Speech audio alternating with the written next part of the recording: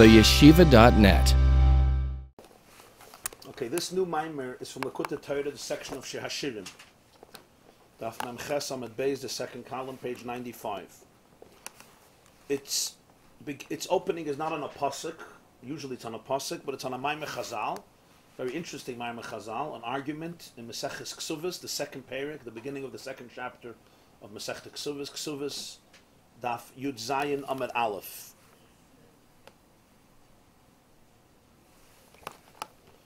Actually, Ksuvas Daf Zayin Amud Beis, and then continues Daf Yud Zayin Amud Aleph, known as Toner Rabbanan Kaitzad Merakdim Lifnei Hakala. The Maamar was said under interesting circumstances. It wasn't said like a Shabbos, a Yonah, it was said at a Chasana.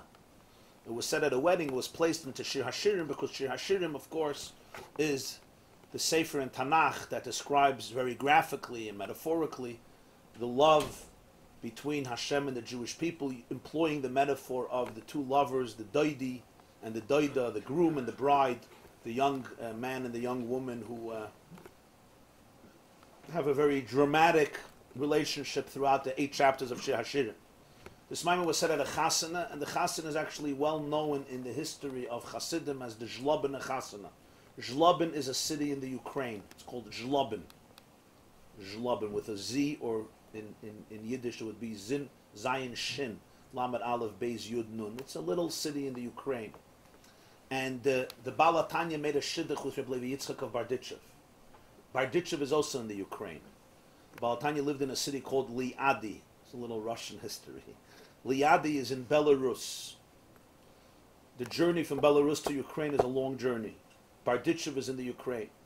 So the question is where the wedding would be. This was a grandchild of the Alter Rebbe, the Baal HaTanya, with a grandchild of Yitzchak Barditchev.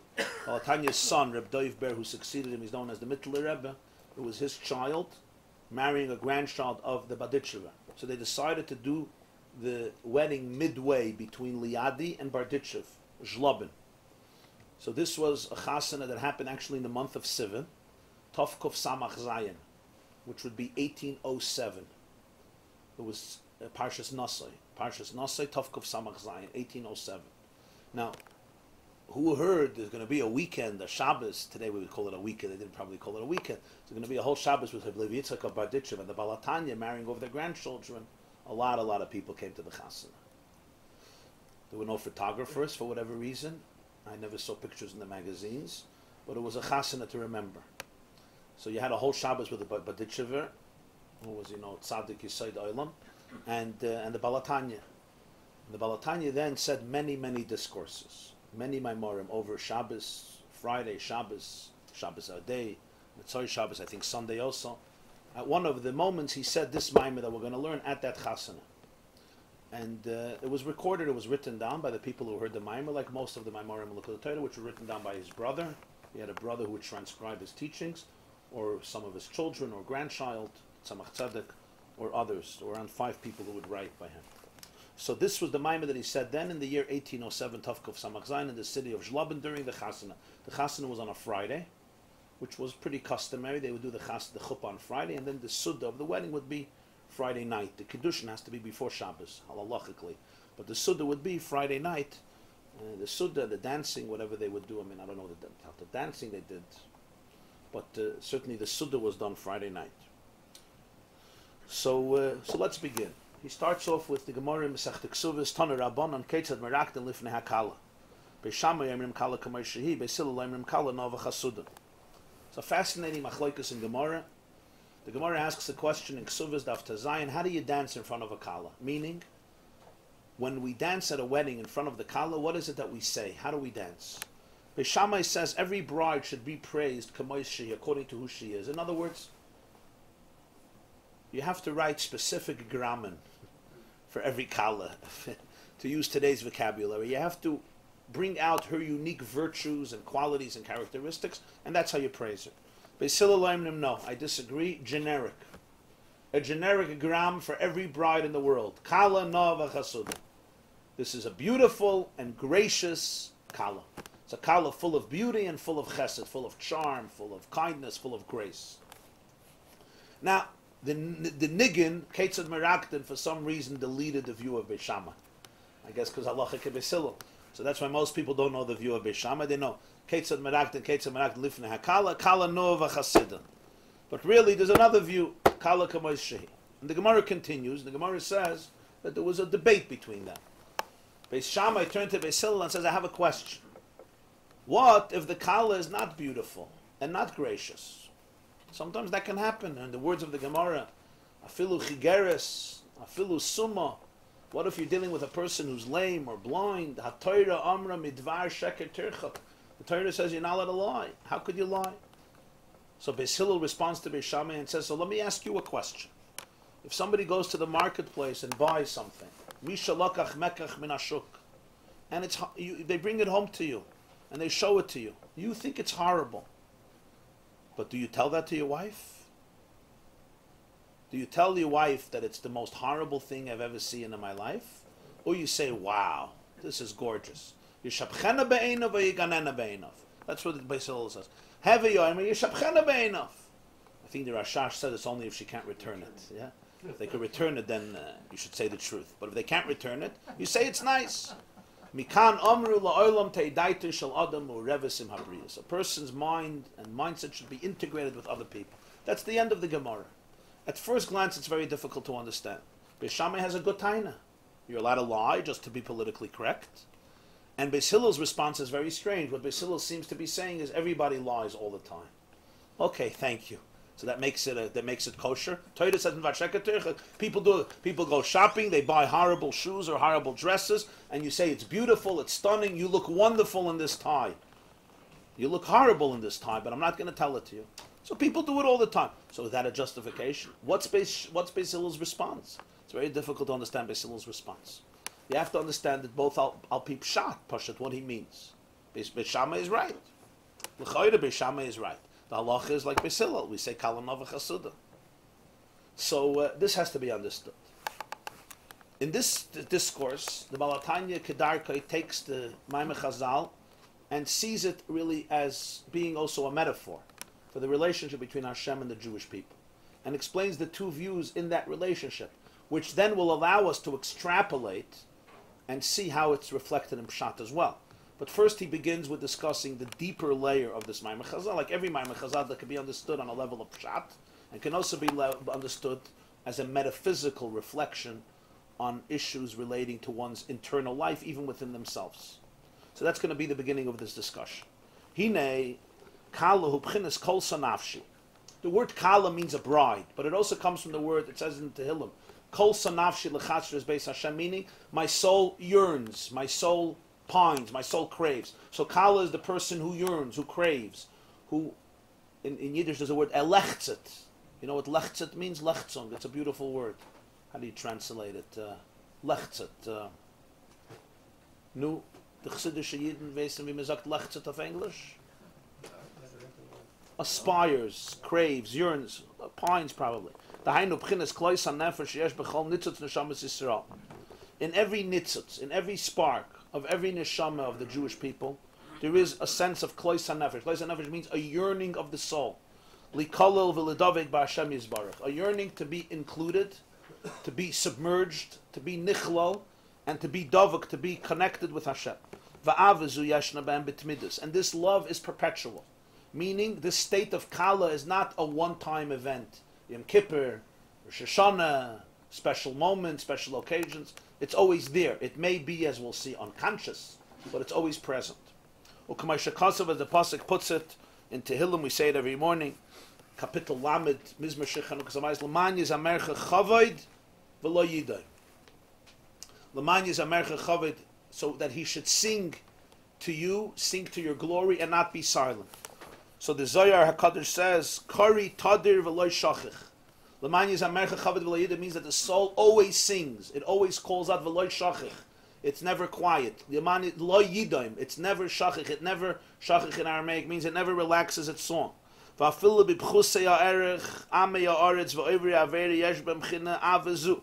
Don't think that this is reserved for unique holy Jews.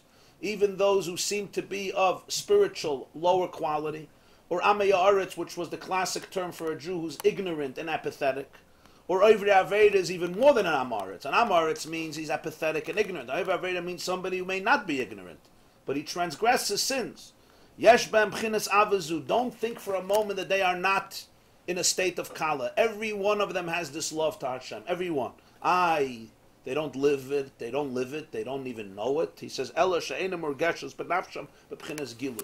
It may not be experienced in their soul in a revealed way. In other words, it's unconscious. This is very, very fascinating. I think I mentioned this at some point, that at this time, in 1807, the word unconscious or subconscious was not part of the vocabulary. Today, people use it every other paragraph. Subconscious, subconscious. You hate me subconsciously. You hate your mother subconsciously. You hate everybody subconsciously. You hate yourself subconsciously. Everything is subconscious. If you don't see it, it's subconscious. But in 18, and I guess a lot of it is true, there's a lot that's subconscious. That's why it's subconscious, right? But in 1807, it's very significant. This was not part of the vocabulary. What you knew about, you knew about. What you didn't know about, it didn't exist. So here we learn that there's a whole emotional life of a person that you may actually live a life that is contrary to this. And you may say to yourself, you are completely disconnected to this because you don't know about this part of yourself. The Baal HaTanya here gives us one of the seminal ideas of the teachings of the Baal Shem Tov and of his own teachings, which were the teachings of the Baal Shem Tov elaborated, that every single Jew, no matter whom, no matter when, no matter what, constantly has a very deep ava to Hashem. And that never changes. It's tamid. Lo yidaim. He never stops singing. However, one could be conscious of it, and one could be completely unconscious of it. And of course, unconsciousness itself has so many different layers, how unconscious it is, or in other words, how easy it is to access, how easy it is to find. This is what's called a state of makif malmaila. Now, we already learned in the previous man when we say makif, makif doesn't mean surrounds. Literally, makif means surrounds. What he means makif is, like when he said seivav kalam, and makif just means it's not experienced consciously in the individual identity of the person who has this energy. That's what makif means. Though, like when something surrounds you, it's not in you. Here it may be in you, but it's called makif because it's above you even though it's in you. Above you means it's not registered by your antennas. It's not detected by your state of self-awareness, of self-consciousness. It's not part of the equation of who you are. If somebody would say, who are you? You would not put this into the list of your resume because you do not identify this as you. But here again he quotes the Gemara Masechta Megillah in the beginning of Gimel. Even though he may not perceive it, his mazel perceives it. What does mazel mean? Mazel doesn't mean mazel like you have mazel. Mazel means the source of your soul, which you may not be in touch with consciously. Because what we are in touch with our soul is only a certain restricted energy that trickles down into our conscious existence. So mazel is that which is mazil. It's the cause of the noisel, of the trickle, of the flow. So the mazel experience is this state of kala. So every Jew is in a state of kala. So what's the question now? Kaitzad Merakdim lifnei hakala? One of the great questions in life. How do you bring out the unconscious to the conscious? Dancing in front of the kala, not just you dance, you do a nice dance. But dancing here actually means Kaitzad Merakdim lifnei hakala. Actually, the word Merakdin, as he says elsewhere, is from the word Meraked. In Hilchas Shabbos, you remember what Meraked means? Meraked. Huh? Sifting. Sifting. When you're dancing, you're sifting. What are you sifting? You're trying to extricate. You're trying to bring out. When you sift, you're trying to separate the oichel from the psoilas. You're trying to separate the pebbles or the dirt or the sediments from the edible parts. So Merakdin is, how do you dance in front of the kala? In other words, how do you separate? How do you sift out the inner kala that you have in you to bring it to the fore? To bring it to the fore. Kaitzad Merakdim lifnei hakala. In front of the kala, that the kala should be able to appear. That's the question.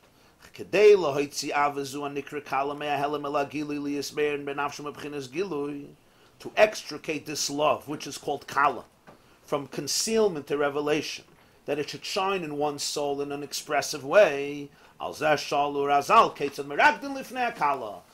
Chazal asked the question, how do you dance in front of the kala? It's a very big question. I may be in a state of kala, but I'm unaware of it. I'm unconscious of it. How does one bring forth a flow of inspiration? How does one bring out into a revealed state their inner most connection that they already have with Hashem. It doesn't have to be created. It's all there. It just has to be fanned or revealed, but it may be extremely concealed. How does one do this? This is a big machlokes between Shamai and Basil. They weren't just arguing about the nusach that you say at a chassan on the dance floor. If you say this to the kala, you say this to the kala. They were arguing about two nusachs in life. The two nusachs of the Gemara are two nusachs in life. Two completely different perspectives, how you deal with this state of unconscious love in order to bring it out from the Helam El Hagila. He's going to first start with the Shitta of Beis Shammai and then continue with the Shitta of Beis Hillel, which we will, Emirtz Hashem, explore. So, Kaitzad Merakdim Lifnei HaKala. Beis Shammai says Kala K'may Shehi, Beis Hillel says Kala Nava Chasuda. So now we come to discuss what is the spiritual meaning of this question. How do you dance in front of the Kala? Every Jew is a Kala. Every Jew is a Kala means every Jewish soul is in a state of Klois HaNefesh, of yearning and pining to connect to truth, to connect to God. Elamai, the question is this conscious or unconscious? But even somebody who is completely alienated, l'chayre, he's a Baal Aveira, he's a man of sins, or ignoramus, or apathetic, or pchusei erech, of completely detached or alienated from spiritual sensitivity, you would think they don't have this love to Hashem. They do have it, even though it's unconscious. The question is, Kaitzad Merakdim Lifnei HaKala. How do you bring it out? How do you bring out the state of Kala? This is the question. So here there are two views, Beis Shammai and Beis Hillel. Beis Shammai says, Amru Beis Shammai K'may Shehi. Beis Shammai says, Kala K'may Shehi. Literally it means, Beis Shammai says, you praise every bride according to her qualities. Liyois Beis Shammai sharsha mebchinas hagvuras el yonis. Beis Shammai's shoydish is from gvuras el yonis. Gvura means discipline, strength, might. El yonis means higher gvuras. What do we mean higher gvuras? There's gvuras tachtonis versus gvuras el yonis. Gvuras el yonis means holy gvura. Higher means reflective of God's gvura. Hashem has different midas, midas hachesed, midas hagvura. Beis Shammai's school was rooted in midas hagvura of Hashem. In other words, the nature of their souls were rooted in the quality of gvura. Each soul is different. Talking about racism, here we go again. Souls are different. There's souls that are rooted in the world of chesed. Souls rooted in the world of gvura. It's not good or bad. It's different. Chesed sees the world from a certain prism, from a certain vantage point. Gvura sees the world from a certain vantage point. Beis Shammai usually in most of Shas is machmer. Beis Hillel is mekel. So it says in Zohar that the soul of Hillel was rooted in the world of Chesed, in the midah of Chesed. The soul of Shammai rooted in the midah of Gvura. The Gemara says on Beis Shammai and Beis Hillel Meseches Erevin, Elu ve'elu divrei Elokim chayim, v'halacha keBeis Hillel. Both are the words of the living God, and yet the halacha is like Beis Hillel. 1 second. If both are the words of the living God, that means both are true, but they're saying opposite things. Beis Shammai says you do this, Beis Hillel says you do this. They're always arguing. So how can both be words of Elokim chayim? Usually somebody who says two opinions and they're opposites, you call that person not stable or not real. What do you mean, Elu ve'elu divrei Elokim chayim? They're arguing all the time. And what he holds is true, he holds is false. What he holds is kosher, he holds is treif. What he holds is posel, he holds is mutter. Zakai chayiv. Everything they're arguing. That's Beis Shammai and Beis Hillel, hundreds of machlokes. Nonetheless, you say Elu ve'elu divrei Elokim chayim. Why? Because truth itself has to be understood in context, meaning in the world of there's a truth of chesed and there's a truth of gvura. They're both true. For the soul of chesed, this is true. For the soul of gvura, this is true. This midah has truth in its context. Does it mean there's nothing else? No, there's another view also. There's another perspective also. But it doesn't take away from the fact that this perspective has truth to it. So generally, Beis Shammai's shoydish is gvuras al yonis. Gvuras al yonis means holy gvura, higher gvura, sublime gvura, divine gvura. Al-Kain Nikra Shamai, and it's even the name. The word Shamai comes from the word Shuma. You know what Shuma means? You remember in Gemara, Shuma? Shuma the Daini? Huh? Assessment. Shuma, upschatzen in Yiddish. Why assessment? That's what Shammai does. He's always assessing things. Assessment is a quality of Gvura. You're always assessing. You're always defining. You're always qualifying. Ke'inyan Shabbat Razal, it's like the Gemara says in Saita al Pasuk, V'sam derech kol hasham ur chaysav. Tahainu sheshoikel drachav eichel mahu. The Gemara in Masechta Sotah speaks about somebody who is Sham Or Chaisav. He assesses, he estimates, he qualifies his pathways. So the pasuk says in Tehillim, "V'sham derech arenu b'yesha elikim." So the Gemara says, it's a pasuk in Tehillim Merakdin. So the Gemara says, "Ma'it katan and Sotah kol hasham Or Chaisav." Some derech. You have to be sham. You have to assess your pathways. Figure out where you're going, how you're going, what's your destination. The hainu sheshoikel drachav eichu mahu. You shoikel, you weigh, you assess your paths, how and what. Shamai was particular. Shamai was precise. Shamai was disciplined with himself and others. Shamai was extremely stringent. This is Midas Agvura. Midas Agvura is quid pro quo. Midas Agvura challenges. Midas Agvura believes that you have to be worthy of what you get. You earn your revenue. You earn your wage. What you get is based on what you put in. There's no free lunch. Gvura is not cruel, but Gvura is strict. Gvura is authentic. Gvura is harsh. It could be very harsh. Some people are not a keli for Gvura. But Gvura is very fair, extremely fair. Everything is assessed. Midah keneged midah. And this was the midah of Shammai. This was his approach to the world. It was an approach of discipline, an approach of severity, of midas adin, and an approach of strictness. This is the approach. Is there an emes in that approach? Of course. Elu ve'elu divrei Elokim chayim. It's a very genuine path. It's an authentic path. Hainu, how does this affect us in our conversation? Beis Shammai has one shitta. Shalafi erech asur meira, kach yi hamshach acher kach mebchinas kala klois hanefesh hamalmayla. In order to experience the kala, it's based on the sur meira, based on how deeply the person will be committed to sur meira. Sur meira means abstaining from everything that is immoral and negative and undesirable. That is how much they will be able to experience their love, their state of kala, the klois hanefesh hamalmayla, the ability to be able to experience their relationship to God. B'zel kala kamois shehi. That's what Beis Shammai says. How do you dance in front of the kala? The kala is kamois shehi, according to who she is. Kaloima. Kamois shehi aliyah malmata. Mibchines eskafia misur meira imra v'ima'at. Kachi hamshachas b'chines gili klois hanefesh benafsha.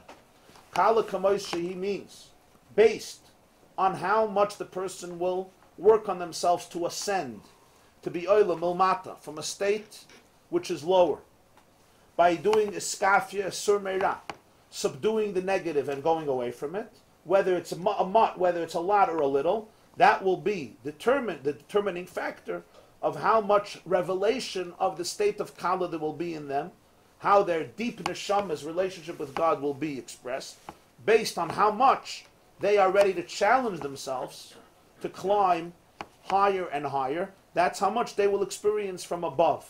So the more the kala will work on herself to go away from any type of ra, the more she will be able to experience the state of klois hanefesh, the state of yearning and the state of closeness with Hashem. The less will be less.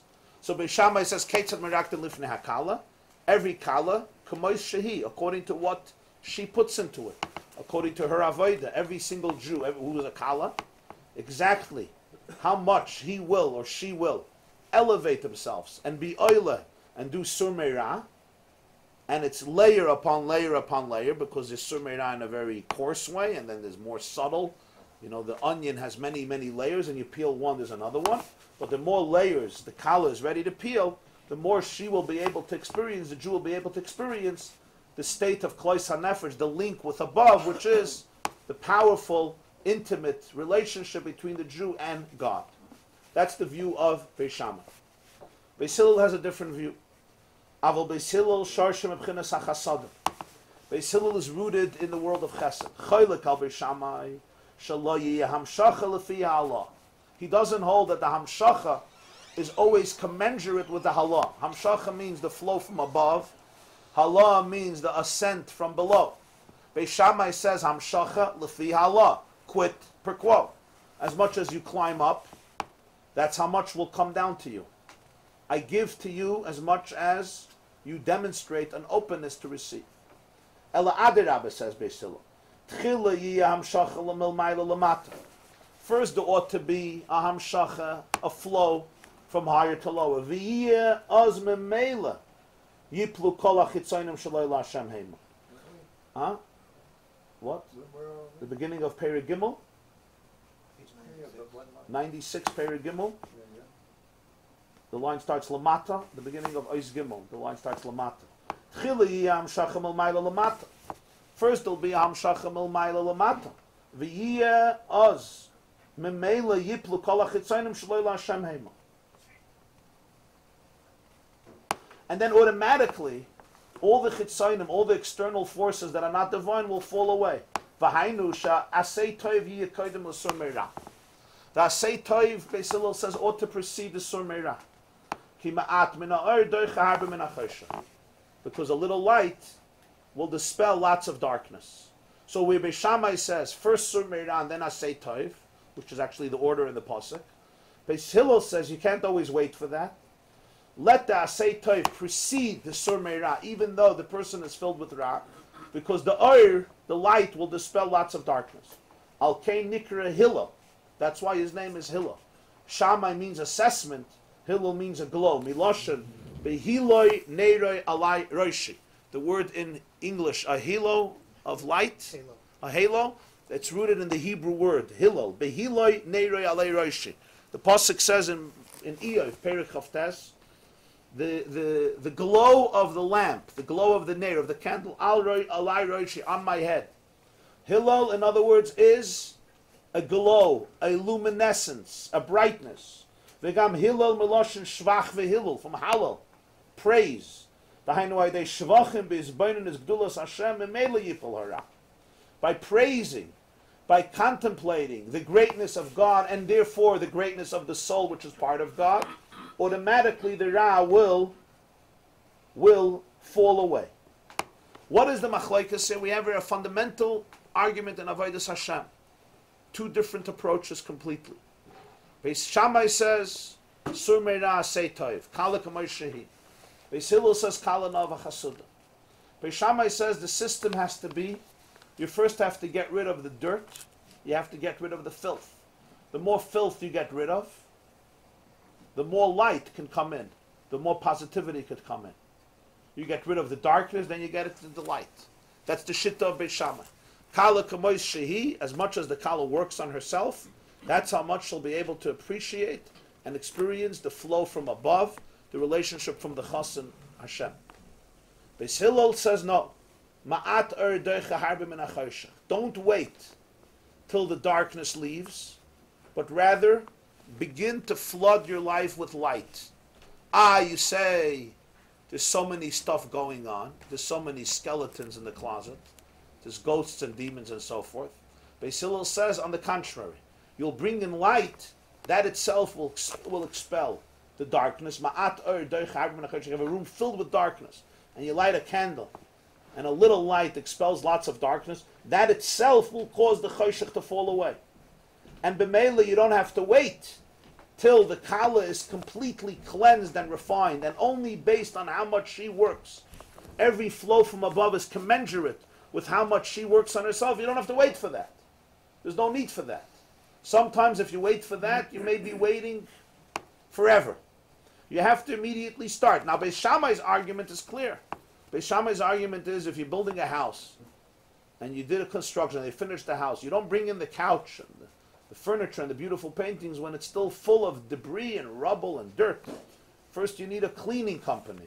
They clean everything, and they make it spotless. They get rid of all the dirt and all the filth and all the debris and all the garbage and all the rubble, and then you bring in your furniture. You start bringing in your furniture, and under the couch you have piles of garbage. It's ridiculous.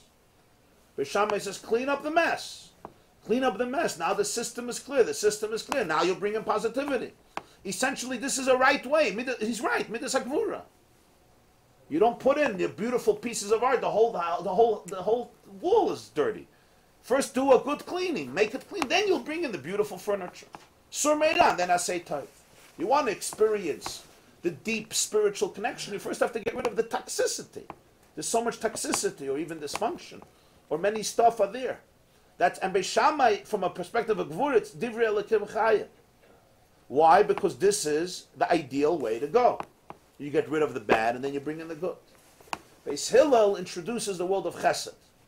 The world of Chesed looks at it and says, yes, in a perfect, ideal situation, that would be the case. But Beis Hillel's time is, as we will see, if a person waits for this, they may wait their entire life, because there's always something to work on. And sometimes you're waiting till you clean yourself. You don't have the energy that comes from positivity. Beis Hillel says, flood your life with positivity. Bring in good stuff. And when you bring in good stuff, the more you bring it in, that itself will banish, will chase away the choshech. That itself will do it. It's brought in Sifrei Chasidus, I think, from the Abter Rav. This was the argument in Yosef and Yaakov, Ephraim and Menashe. Yosef wanted Menashe should get the right hand, Ephraim the left hand. Yaakov crossed the hands. Why? Menashe was the oldest. Menashe was first. Yosef says he's the b'chor, he gets the first bracha. It should be like this. Menashe is on Yaakov's right. Menashe was by Yaakov's right hand, Ephraim with the left. Why are you crossing your hands? So he tells Yosef, Yadati b'ni Yadati. I know. Menashe is a great boy, but Achiv HaKatan Yigdal Mimenu. So what's pshat? So one of the explanations in Chassidus is as follows. Menashe means forgetfulness. Why did he name him Menashe? Nashani elikim es kol amali ves kol beisavi. Yosef said, God made me forget all my agony, all my pain. A new man. What's Ephraim? Hifrani elikim be'eretz ani, from the word peri. He made me fruitful in the land of my poverty. Menashe is you got to forget. You got to move away. Gid hanosha. The sciatica that was removed, it was misplaced. Menashe means you have to replace, you have to move away. You have to get rid of stuff. You have to move them away or move yourself away, one of the two. That's Menashe. What's Ephraim? Ephraim is Ifrani Elikim Beretz Ani. Ephraim is the positivity, the positive energy. According to the system of Avodas Hashem, Yosef was a tzaddik, first Menashe, then Ephraim. There's no Asay Tov without Sur Meirah. Imagine a person is on a daily exercise routine, right? But for breakfast they have cheesecake. For lunch they have a pie of pizza. And for dinner, after the pizza there's, plus everything else, some potato chips and black and whites, and then ice cream for kinuach suda. But then in the morning they're going for exercise. You're shooting yourself in the back. If you're serious, first you got to clean everything up. You got to clean up the toxicity. Spiritually also, psychologically also, mentally also. And then you could start bringing in the light. Without that, there's nisht. So sometimes a person will sit in therapy for 10 years, 20 years, some people 40, 50, 60 years, to clean up. They'll analyze everything to get rid of all the issues, all the dysfunction, all the depression, all the negativity, all the envy, all the hate, all the animosity, all the annoyance, and so on and so forth. And it's an important idea. Sur Meirah then Asay Tov, Menashe comes first. Yaakov tells Yosef, Yadati b'ni Yadati. I know that. Menashe is a great kid. Ulam achiv ha'katan yigdal mimenu. In other words, if you're going to want to create, ultimately, something that changes the world, you're going to have to be able to introduce Asay Tov before Sur Meirah. Because if you're going to wait for Sur Meirah till you have Asay Tov, most people are going to get stuck. They will wait and wait and wait and wait and wait until the moment when you reach perfection. And what's the moment you reach perfection? There's no such a thing. So it's always a journey. So therefore, Beis Hillel says, Kalanava Chasuda, the main koyach has to come to Ephraim. In other words, begin with Asay Tov. You can't always wait till Sur Meirah. Begin with doing positive stuff, bringing in good influence. And then automatically that will help you with the battle with the choshech. Because ma'at doicha har b'choshech. And that's why Yaakov disagreed with Yosef. And he gave Davka the right hand to Ephraim. They say, it's already late, it's already Rosh Chodesh, I'll just finish with this Maisa. They say a Maisa that the Baal Tanya went to study by the Maggid of Mezrich, his Rebbe, the student of the Baal Shem Tov. And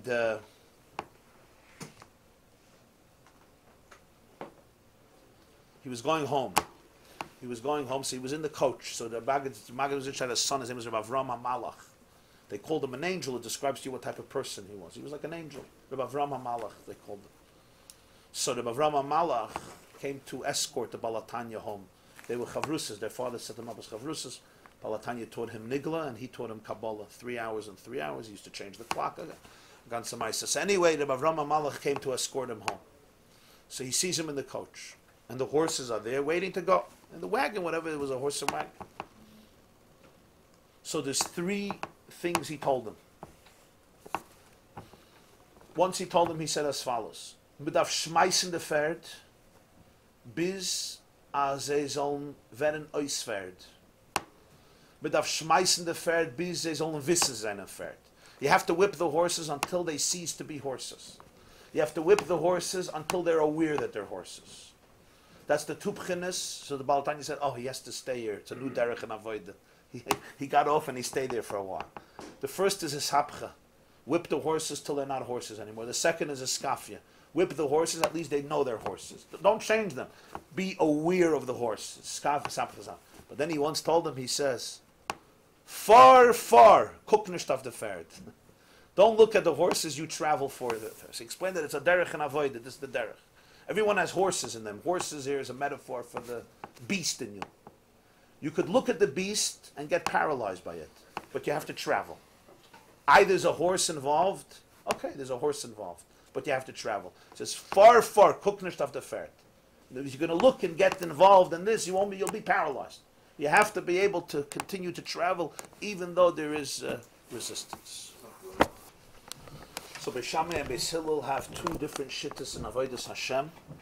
How one could one can dance in front of the Kala, meaning how one can bring forth, bring out, actualize, reveal the state of the Kala of the Jew, meaning the inherent Avas Hashem, the inherent spiritual, deep, emotive relationship between God and the Jew, which always exists, it's just maybe unconscious. There are 2 completely different approaches. Kaitzad Merakdim lifnei hakala. Shamai says sur meira v'asei toiv. You begin always with sur meira, and then you do the toiv. In other words, you dispel, you banish the darkness, and then you could bring in the light. And according to how much the kala works on herself to extricate herself from undesirable habits, attitudes, dispositions, midos, and so forth, that is relative to that will be the revelation from above, the flow of spiritual energy that exists but has to be actualized. And Beis Hillel has a different shitta. Beis Hillel's shitta is kala no v'chasuda, meaning Beis Hillel says, on the contrary, the asay tov should precede the surmeira, because even though there's a lot of darkness, the light ultimately will banish the darkness, and this has to do with their very names and their very souls. Shamai means assessment. Everything is shuma, sham, evaluated. Gvura, his soul comes from the world of Gvura, which is a world of discipline, of fearness, of midas hadin, of strictness. It's quid per quo, it's midah keneged midah, and therefore, as much as you put in, that's what you're going to get out, and you're not going to get anything until you do not put it in. That's the shitta of Shamai, where everything is assessed and everything is karoi. Mashenkin Hillel, which means light, a halo of light, a glow of light, beheloi neirei alei roishi, as the pasuk says in Iyov, or Hillel miloshen halel. Today we're going to say Hallel be'ezer Hashem, or some of us said Hallel. Hallel, which is full of praise. In other words, you bring out the gedula of a Hashem and the gedula of a person who's connected to Hashem, and b'meila all the ra falls away. It says v'zeu. This is the pshad. The line starts v'zeu mashcheni acharecha narutza. There's a pasuk in Shir HaShirim. Mashcheni acharecha narutza hevi'ani hamelech chadorov. Draw me. After you we shall run. Draw me in, after you we shall run. Humilmata l'mayla, vaynu adeshem etchila. Moshcheni milmayla l'mata, ideze memela acharecha narutza. First start with the moshcheni, pull me in, and therefore I will run. Don't wait till I run and then pull me in. Moshcheni, Hillel says. Pull me in, draw me in, milmayla l'mata. Let the flow of revelation come, and then I'll be inspired to run. V'zeh pirish kala no v'chasuda. That's the meaning of the words kala no v'chasuda. Chasuda hu lashon nifal. In Hebrew grammar, there's different ways of saying it. Chasuda is a nifal, meaning ki yadua l'medakdekim shechasid v'chasida hu shem hatoyar. Shem hatoyar, when you want to describe the person, so you say a chasid in the masculine, or a chasida in the feminine. But here we're not saying Kalanova Chasida. Kalanova Chasuda. Chasuda b'malapum. Chasuda with the shuruk. Chasuda, not with a chirik, not Chasida.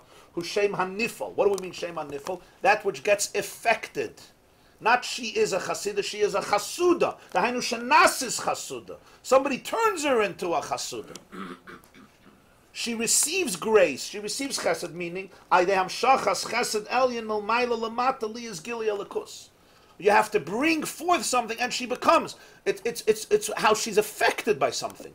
Kala Nor Chasida would mean she is actively engaged in it. Chasuda means she becomes a Chasuda as a result of a certain positive vibe that came in. Being acted upon. She's acted upon, right? Graced. Huh? She's graced. She is graced, right? She's graced.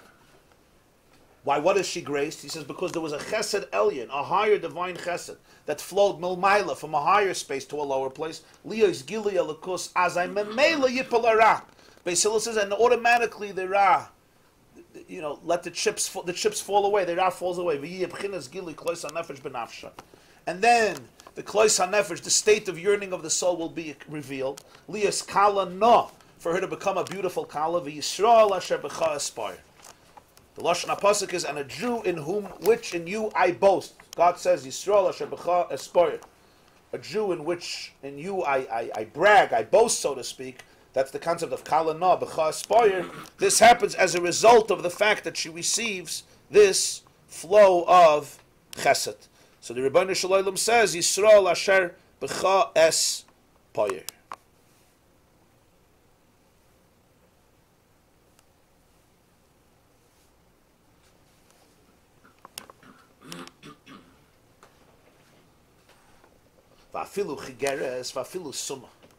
Even if you're dealing with a person who spiritually may be lame or blind, and the reason is the kamei shavo mashva, because in his presence shavo mashva, like we say in the piyutim, shavo mashva katan v'gadol, the largest and the smallest are equal.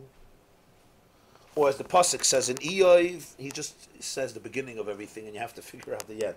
Im tzadakta, the pasuk says, Im tzadakta matiten loy.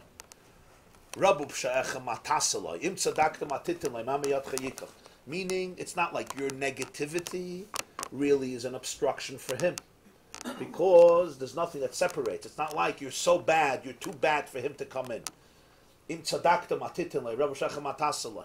Because you're dealing here with an energy that is transcendent. So therefore, it's not like a person could say, I'm too dirty for him to come in. It's not like your dirt is going to ultimately stop it. That's what the pasuk says. The pasuk says in Yeshaya, yedalik ka'ayil piseach. The piseach, the one who limps, which is the chigeres, piseach, will leap like a ram, like an ayil. You get to see in Monsey in the morning how our deer take leaps when they see a car coming. So Yeshaya Navi says, yedalik ka'ayil piseach.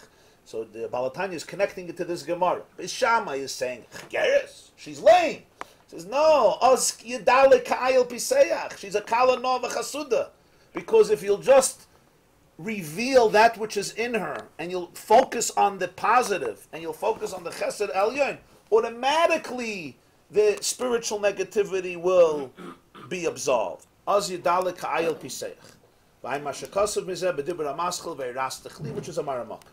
This is what the pasuk says in Tehillim. Chesed Elyon Baal Yimait. David HaMelech says Chesed Elyon, a higher grace, a higher kindness, Baal Yimait will not falter. When the Chesed comes forth Malmaila from a higher place to a lower place, as Memela Yidach Hara, automatically the Ra will be expelled, will be moved away, and it will dissipate as though it never was. And the ava will become etched in his heart like a peg that is like a peg that Baal Timoy, that does not falter, that doesn't move. So Beis Hillel says, on the contrary, when you have the Chesed Elyon, then Baal Yimoit, then it will remain completely etched in a person, and it will not be movable. Thank you. The pasuk says here as follows. Yeah, okay, I thought so. Basically, Yeshaya Hanavi is giving a nevuah of the Geula. So he's saying, Chasku Yadayim Rafes, Berkayim Koshles Ametzu, you should be strong. Tell the people who are afraid to be strong, not to be afraid. Your God is going to come and help you. Az tipakachna einei ivrim, the eyes of the blind will open up. Ve'aznei chershim tipasachna, the ears of the deaf will also open up. Az yidalik ka'ayel piseach. And then the people who are lame, who are limping, will leap like rams. So Rashi says, Yisrael, who are now in a state of pischim, v'chaloshim, they're weak and they're lame, so then they're going to become full of vigor and full of strength. So it's basically a nevuah of la'asid lavoi. That's literal pshat in Yeshaya. So the Baal HaTanya is describing it in spiritual terms. In spiritual terms, the state of redemption begins internal. Geula begins internal, Geula pnimis. So that's the idea that Beis Shammai says, Chigeres, Oisuma. So Beis Hillel says, if you bring out the Kala Nov, a Chasuda, and you'll be Mamshech, the Chesed Elyon, then you will see that Oz Yidalik Hayel Pesach. Mashenkin, after the parentheses, Mashenkin, L'divrei Beis Shammai, Tzarech Li is Tchilas Sur Meirah. Beis Shammai says you always need first Sur Meirah, V'zeh Ef Shali is Betachlis. And this, of course, could never be done ultimately in its ultimate perfection. And that's why from Beis Shammai's perspective, they say every kala, according to who she is, that's what she's going to get. And when you're dealing with a chigeres asuma, you can't say kala nova chasuda. There's so much ra. The divrei Beis Shammai midvar sheker tirchak utshuvas Beis Hillel ukein mashakasav berabos parsha ches beinyan chesed ve'emes chesed oimer yibore shekulei molech sadin va'afal pi she'enoi shel emes ein shamu kamaymer nazal shemitach shaloi l'shma balishma. There's a Medrash Rabbah in Bereshis Parsha Ches about an argument that ensued when Hashem wanted to create the world. It says when Hashem wanted to create the world, so the midah of Chesed and the midah of Emes got into a major debate. Midah of Chesed said, create the world because there'll be a lot of Chesed in the world. People will do kind things. The midah of Emes said, don't create the world because the whole world is based on Sheker. Everything is false. So therefore, Emes says there's no room for the creation because it's a lie. Chesed says there'll be Chesed. The same is true, Shalom and Tzedek, the Medrash says, also got into an argument.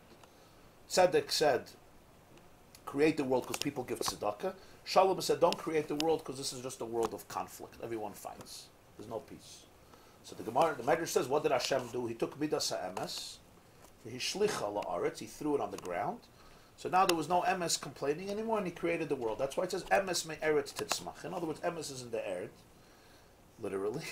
It's in the air. It has to grow from the earth because Hashem threw it away la'eretz, and now there's no contender. Huh? Yeah, yeah, and that's why he created the world because this midah wasn't opposing him. Why does it say Bereshis for Elokim and throughout the whole parsha it's only Elokim? Elokim is not midas Emes necessarily. Yeah, it's not. It could be an element, but Emes is Teferis actually. Emes is something else. So Mitzat Emes, but you are right, because here he's just connecting the two. That the Shitta of Beis Shammai is like Midas HaEmes, and the Shitta of Beis Hillel is like Midas HaChesed. So Beis Shammai says, Al Yibare, like the Gemara says in Eruvin, Beis Shammai says, Noyach L'Adam Shaloi Nivra Yosem Mishenivra. Beis Hillel says, Noyach L'Shenivra Yosem Mishenivra. Because basically Chesed says, create the world, because it's full of Chesed, even though it's not Emes. Mashenkin Beis Shammai says, don't create the world because it's Sheker. So here too, Beis Shammai is telling Beis Hillel, what you're doing is not Emes.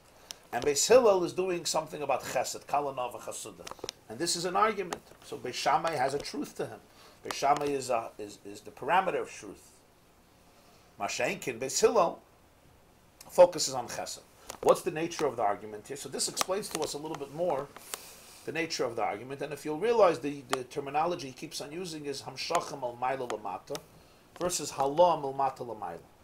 Beis Shammai demands it should be Halam al Mata Lamaila, going up from lower to higher, and based on that will be the Hamshacha, Mil Maila Lamata. Beis Hillel says no, start with the Hamshacha, Mil Maila Lamata. That's why Chasuda, she is graced. She has the Chesed that comes. She's a nifel. She's affected by a chesed because there's amshacham al ma'ila lamata, and then there'll be alam al mata l'mayla. Which those two words, ma'ila mata versus starting mil mata l'mayla or mil ma'ila lamata. So you have it in Masechta Sukkah with a Sukkah, Malmata Lamayla, Malmayla Lamata. But in the Baal HaTanya, he uses these terms constantly in spirituality when it comes to Avodas Hashem. What's the concept of these two terms? The Maila and Mata here refers to in a person himself, the state of Maila and the state of Mata. To clarify it, you have Lamashal by Hanukkah, similar machlokes. Everybody knows by Hanukkah. The Gemara says in Masechta Shabbos in the second period. Everybody knows that. How many candles do you say? Do you like Mahadrim and a Mahadrim? You go up. So by Shamai you go each night a different candle. So by Shamai says you start with 8 and you go down 8, 7, 6, 5, 4, 3, 2, 1. By Hillel says no, you go up. So the Gemara says what's the machlokes? Time of the Beishamai keneged yamim hanichnasin. The time of the Beisila keneged yamim hayotzim. Beishamai looks at the days that are still ahead of you. The first night of Hanukkah, I have 8 days in potential.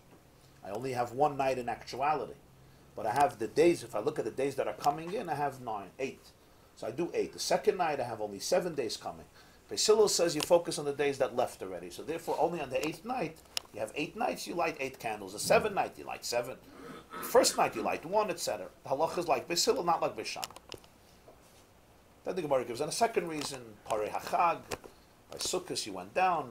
Hillel says Ma'ila B'Kodesh Rami didn't. Okay, there's a few two different svaras the Gemara gives in Masechta Shabbos. What's the Havana? Yom Manichnas, Yom Manitzah. How good for Shai? Why Taka? Hillel also knows there's going to be 8 nights of Hanukkah. Shamai also knows that in actuality is only 1 night of Hanukkah. Whenever the Gemara says, he says this and he says that, Hagufa. It's not like the other svara is completely removed from the first person. He also understands Yamim HaYotzim. In other words, there has to be, that's why there's always a deeper layer, there has to be some logic in that gufa. Why Beis Shammai focuses on Yaman Mechnasa? Why Beis Hillel focuses on Yamim HaYotzim? Hagufa Shai. But here, l'chayda, we have a clarity in this inyan too. Because it has to do with a general question in life. And this is a big question in life. Do you focus on the mata or do you focus on the maila? If you want to be perfectly idealistic, you focus on the mata. Beis Hillel says you're being idealistic, you're being truthful, but you're not being kind. And the two are not necessarily the same thing. Beis Hillel wasn't a politically correct, spineless person who believed in just saying the right thing to everybody. That's not the argument here. You know, when you read it at surface, Shamai is the real man. I'm not going to patronize and flatter people when I don't believe what I'm saying. The minig in Alma the Shikra is everybody's the greatest guy, right? You're awesome. You're unbelievable. You're the best thing I ever met. Yeah? Unbelievable. The most beautiful kala, like a shatchin. Every shatchin, kala nava chasuda, kala nava chasuda. Yeah, I told them I saw once. There was a guy, a shatchin set him up for a date. So he meets the kala, and after a while, you know, the shatchin comes in. It's one of these circles where they do it fast. So the shatchin comes in, and he was new. So the bacha whispers and says, you know, your mama's a shakra, you're a liar. He's a liar. You said she's tall, she's short, you said she's skinny, she's fat, you said she's beautiful, she's ugly, you said she's smart, she's stupid. Shatchin says you don't have to whisper, she's deaf too. Okay, so you should probably not repeat this joke at home unless you change it from the other way around, then it's going to work. So says, what? She's not a nova chasuda. Find the right thing and say it. Don't lie. Don't lie. That's the pashtus. And Beis Hillel says, come on, everybody does it. It's a much deeper machlokes. That's why he brings the pasuk in Yeshaya. Az yedalek ha'ayel peseach.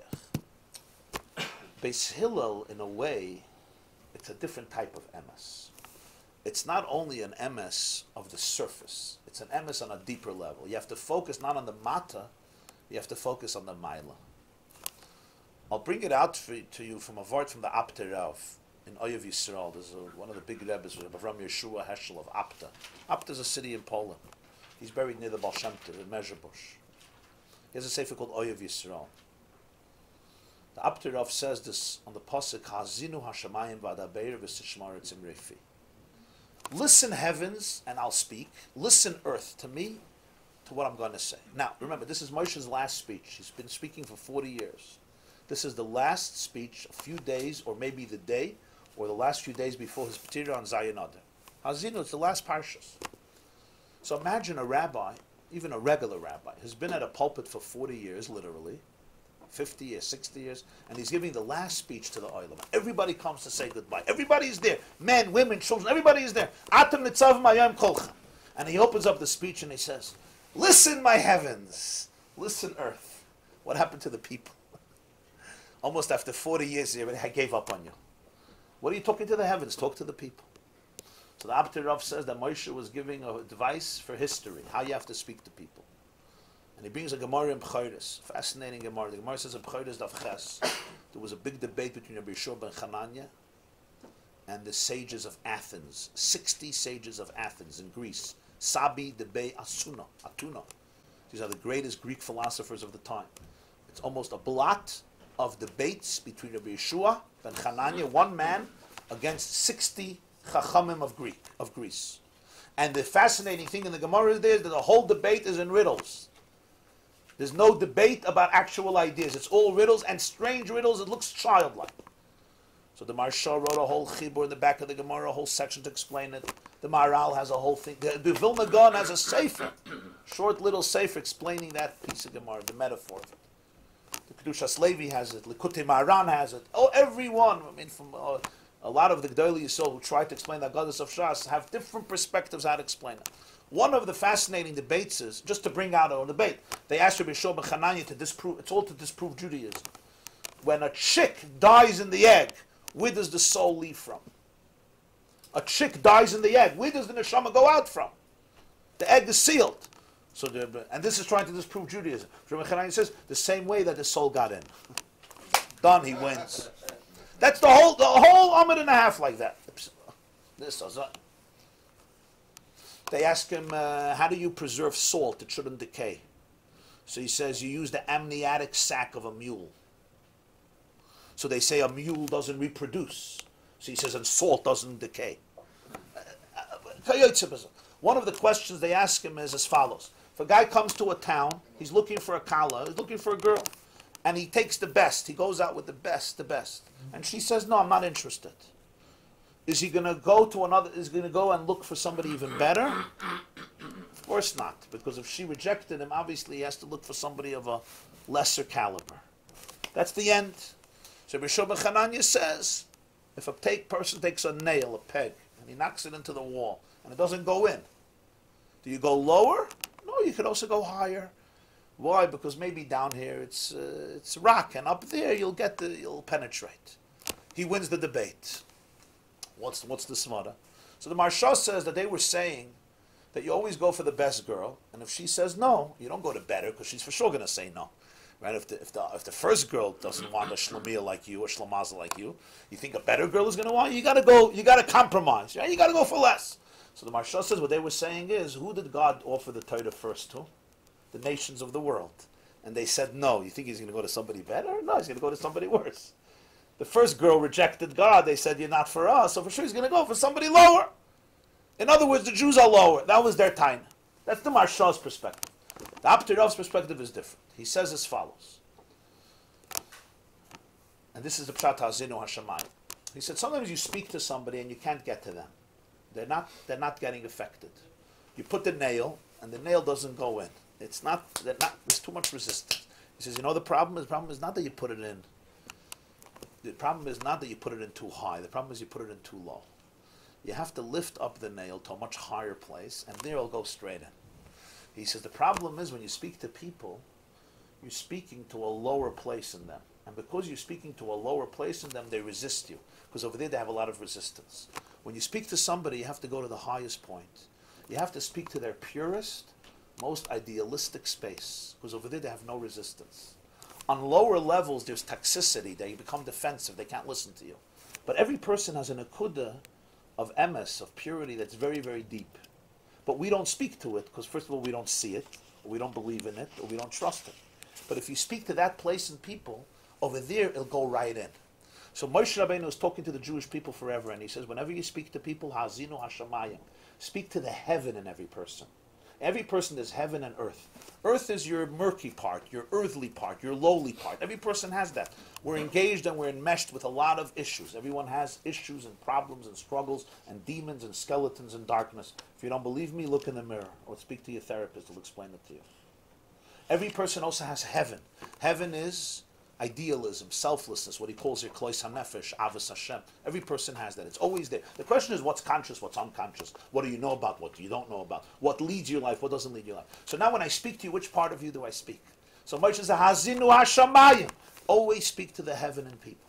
And then v'sishma haaretz, it'll already trickle down. Mazlayu chazi, it'll already trickle down to the earth. Always do that. Always speak to the shamayim and people. That's the maila in a person or the mata in a person. Maila in a person is the higher space in a person. Mata in a person is the lower space in a person. Beis Shamai, right, at the surface says, Sur me rava say toiv. There's a lot of ra. If there's a lot of ra, you have to address the ra. There's no way of fixing a person if you don't address the ra. You have to address it. And you have to get rid of it. And you have to uproot it. And you have to eliminate it. And then, the heaven can flow. And then the maila can flow. But you always have to begin with getting rid of the darkness. Beis Hillel takes a different approach completely. Beis Hillel says start with the maila. Look for the maila and identify it and bring that out. The whole person's life is one big mess.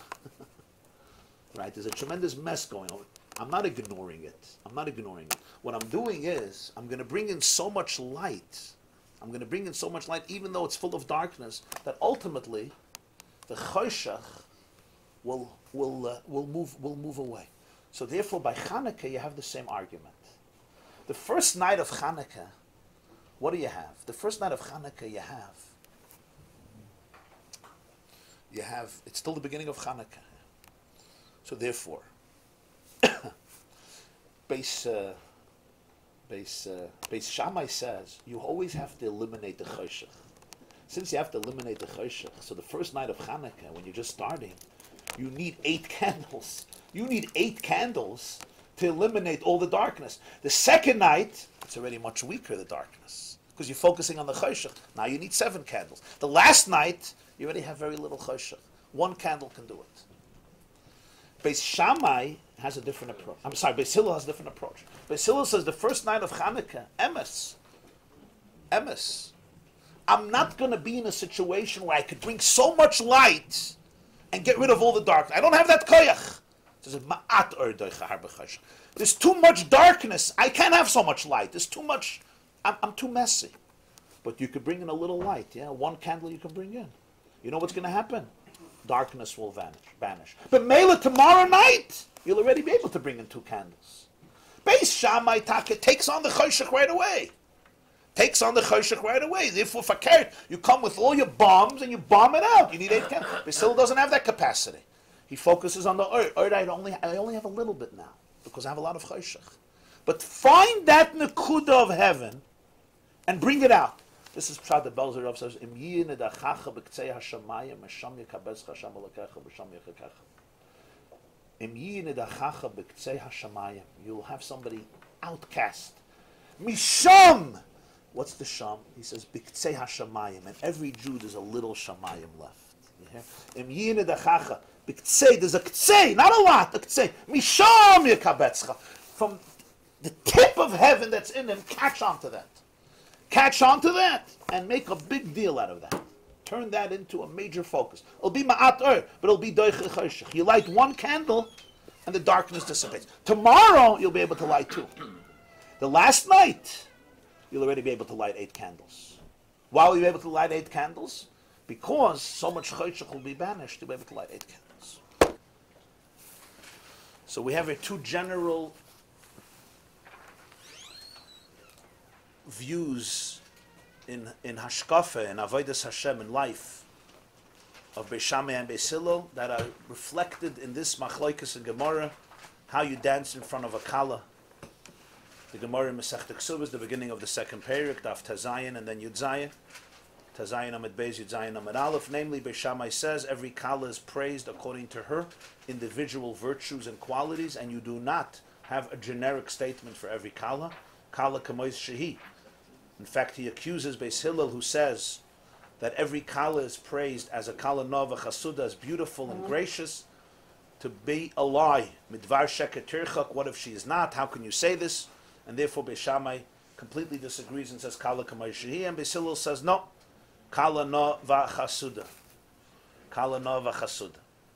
And the argument, the Balatanya, the Alter Rebbe, in Likkutei Torah, he sees this not only as a argument about a chasana that a person attends with a chasana and a kala. Of course, that's the pshat of the argument, but it's really reflective of a Weltanschauung.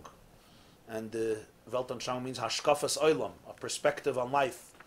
And it goes back to the beginning of the spiritual. It goes to, it should be traced back to the first type of, to first relationship in existence, the chassan and kala, the chassan Hashem and the kala the Jew. Every neshama is in a state of kala, in a state of klois hanefesh, which means a state of nichsef of a gam kolsa nafshi, like we say in Yedid Nefesh, nichsoif nichsafte lebeis avicha.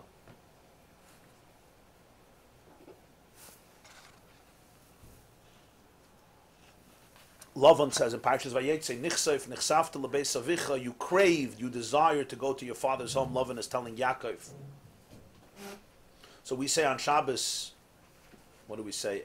Vasik yemu rachamecha v'chusan al beina ovecha kiza kama nichsoif nichsafti lirois b'seferes uzecha eile chamda libi v'chusan av altis halam. Don't hide from me, because this is what a Jew says Erev Shabbos, or some say by Shalosh Shudas. Nichsoif nichsafti lebeis avicha. Yedid Nefesh was authored by Rebbe Lazar Askeri, the author of Sefer Charedim. This was the contemporary of the Beis Yosef and the Arizal and the Alshich and the Ramak in the golden era of the Kabbalists in Sfas in the 1500s. Early 16th century. So every Jew is in a state of kala, of klois, of nichsefa, of agam kolsa nafshi. So after nichsefa comes the concept of klois, the vayichulu hashemayim, the yearning, the pining. But it may be unconscious, it may be not revealed. So this is the argument. Beis Shammai says, how do you reveal it? How do you bring it out? Kaitzad Merakdim lifnei hakala. How are you merakid? How do you sift out the good from the bad from the good? How do you separate the two? How do you bring out your ava, your ruchnius, your inspiration? The inspiration is there. You just may not be aware of it. You may be unconscious of it. It may be covered up, it may be eclipsed. There may be a lot of toxicity that doesn't allow you to feel it consciously. So how do you do it? Beis Shammai says it always is based on your avodah, kala kamois shehi. Basically, as much as there'll be sur meira, that's how much there'll be asay toiv. You begin with the ra and you work on it. You weed out all of the toxicity in your system, and the more you do that, the more you'll be able to experience the flow from above, the flow of inspiration and spirituality from above. Beis Hillel says you do not wait for that. You do not start with the mata. You focus on the maila. You start not milmata la maila, but milmaila la mata. You focus on the maila. In other words, you focus on the good, and you accentuate that which is positive, and you bring forth that which is positive, and you talk about that which is positive, and you focus on that, and then what happens is ma'at or doicha harbe choshech. A little light expels a lot of darkness. I once saw a Sfas Emes. He asks a very interesting question. I think it's in Parshas Monsey. He says in Torah, in Parshas Monsey, in Mishnayos and Gemara, in Seder Noshim, you have Yevamis, Ksuvas, Nedarim, Nazir, Saita, Gittin, Kiddushin. Nazir comes before Saita. When you look in Chumash and Parshas Nasa, it's the other way around. First you have Parshas Saita, and then you have Parshas Nazir. And the Gemara even asks why Lama Nismacha Parshas Nazir la Parshas Saita. Rashi brings it. The Gemara says Haroya Saita b'Kilkula. Gemara in the beginning of Masechta Saita. Haroya Saita b'Kilkula. Yazir Atzmem in Hayayin. When somebody sees what happens when people have no moral boundaries, they drink, they get drunk, they're inebriated. When he sees a Saita b'Kilkula, he sees the tragedy of the Saita. So a person realizes it's time to go into AA. Time to go into Alcoholic Anonymous. Yazir Atzmim and Hayayin. Okay. You do the Arba Kaisis and grape juice. It's time to start doing your Arba Kaisis and grape juice if you have an issue. So it's first Saita and then Nazir. Rabbeinu HaKadosh and Mishnayos did it the other way around. Yivam is Ksuvas Nedarim, Nazir, and then Saita. Why would he mamish intentionally reverse the order the way it's in Chumash Torah Shebeksav? to the way it's Torah Shabbat Peh. So the Sfas Emes brings, based on this word in Likkutei Torah, that it's actually two drachim. There's the ideal, pristine way of Torah Shebeksav, and then there is the Torah Shabbat Peh way, which was of course introduced much later in Jewish history. The ideal way is, Soita represents Sur Meirah. Nazir represents Asay Toiv. Soita is basically weeding out the promiscuity in a marriage, the suspicion of adultery in a marriage. In other words, it's weeding out the toxicity, the immorality that may have literally penetrated and affected this marriage to the point of Eshes Ish, adultery, at least Achshash, which is the whole reason, the whole idea of Soita. God acts as the marriage counselor who's going to determine and ascertain if there's innocence or there's lack of innocence. Nazir is not Surmeir, on the contrary. Nazir nothing is wrong. He adds in his life a whole new level of Kedusha. A whole new level of Kedusha. He doesn't get tummy, he will grow his hair, will not drink wine, and so forth. That's the Geder of Nazir. So he says in Torah, the Chalda Seder is first Soita and then Nazir. You don't make yourself holy if you still got garbage. First get rid of the dirt and then you'll bring in nice furniture.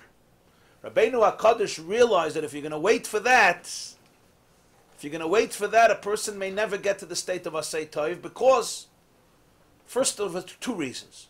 One is entanglement, and the second is despair, depression. Entanglement means when you're dealing with your Ra, you can get stuck too. You work with it a lot and you can get entangled and enmeshed, and there's always something else you're going to discover. And your whole life, you may get just enmeshed and entangled in figuring out how to get rid of it, and therefore you can get stuck. You have to have the right guidance and discipline. That's number one. Number two, may even be more important, you focus on your eye, you can start getting into a very negative, you get a negative self-image, and you give up on yourself. And you never even get to the next stage.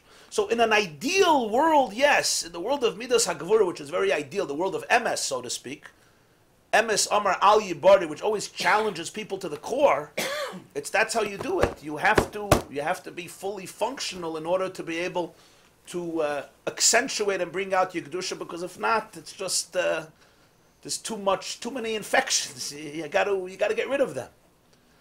But Beis Hillel had a different shitta. Beis Hillel said no, Kala no, not Chasida, Chasuda. Chasuda. Hillel says, and that's where Rabbeinu HaKadosh puts Nazir before Soita. When Rabbeinu HaKadosh saw the matzav, he understood that you have to be able to allow people to immediately focus on how much incredible positivity there is in their system, in their soul, in their psyche, in their life, and bring that out immediately. And start with that.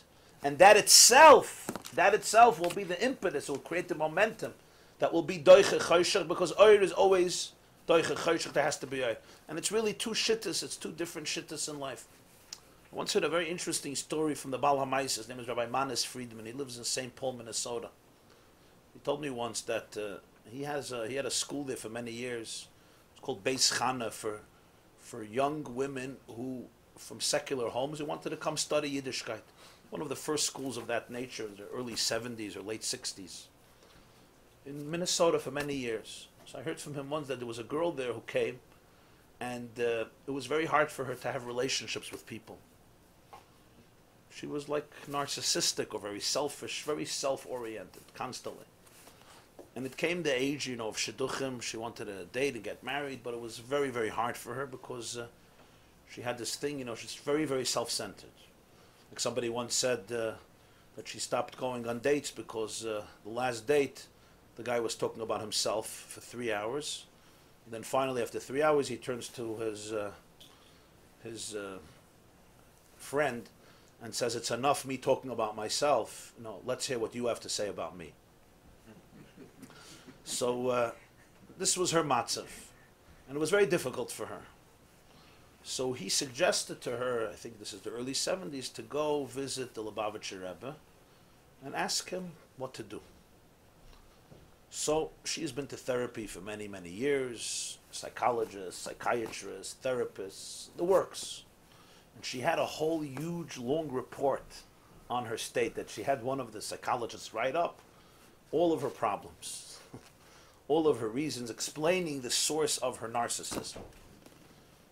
So I heard this from him. He said he took the girl and they went to New York, and she went in for a private audience with the Rebbe, and she gave him the report.